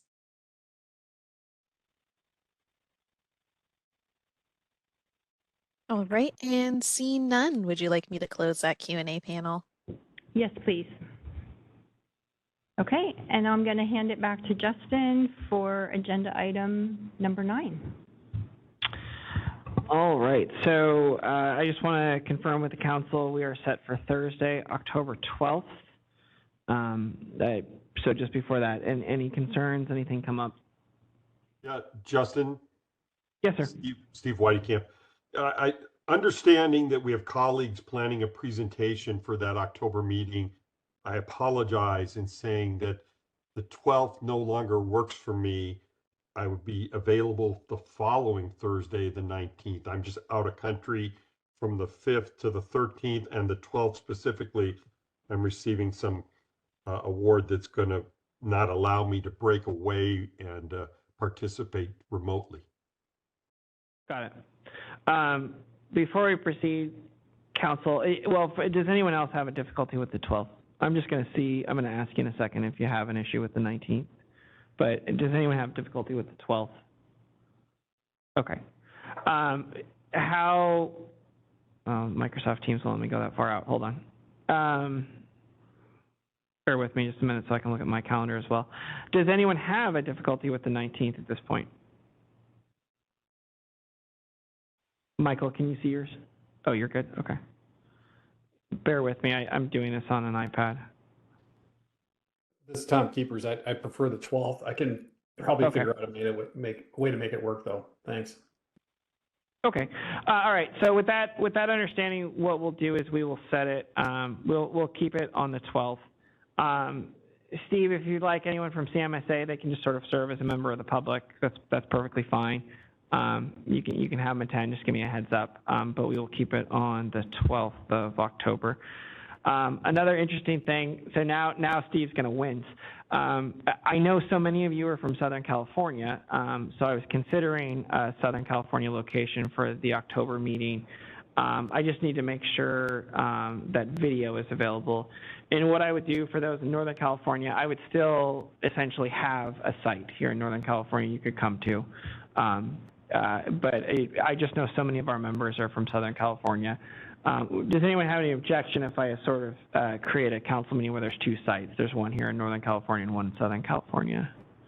Again, there's some technical things I need to confirm I can do, but we may be doing that. Otherwise, we'll just do what you're seeing right now. Okay. All right, then we are set to meet on the 12th. Steve, offline, if you can sort of, you can share your calendar with me for 2024. For the rest of the council, I'm going to ask you to just make sure you've got your calendars available so we can sort of set our 2024 tentative dates at that meeting.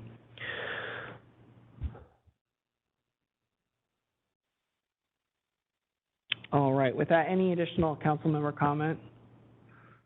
I'll open it to public comment in just a minute. I'm just going to segue into item 10. For future agenda items, we certainly are expecting to have an IID industry update, as I referenced, from industry.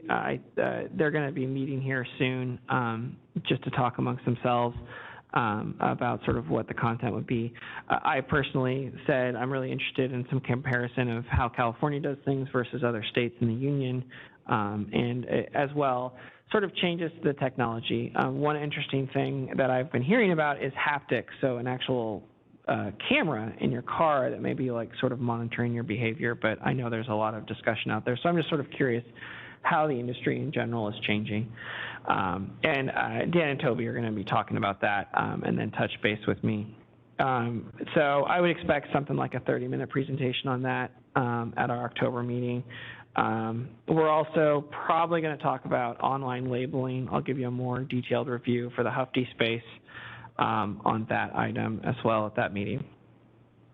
But with those being understood to be on the agenda, are there any other items that council members would like to see on the agenda for October? Council members online, any agenda items?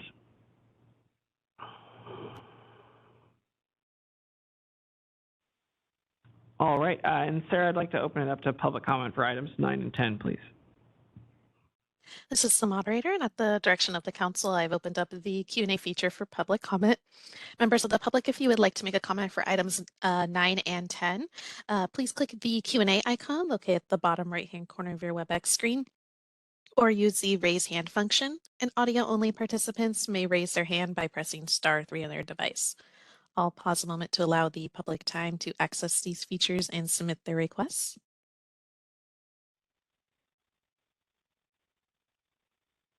All right, and seeing none, would you like me to close that Q&A panel? Yes, thank you. Pascal, I see you turned your camera on. Did you have a comment? No, I'm just, announcing my presence that I'm still here. I appreciate that, Pascal. All right, last but not least, we'll move on to adjournment. Council members, as always, I appreciate your attendance today in this very brief meeting. But thank you so much. I hope you have a good afternoon, and I will see you in October. We stand adjourned. Thank you, guys. Thank you.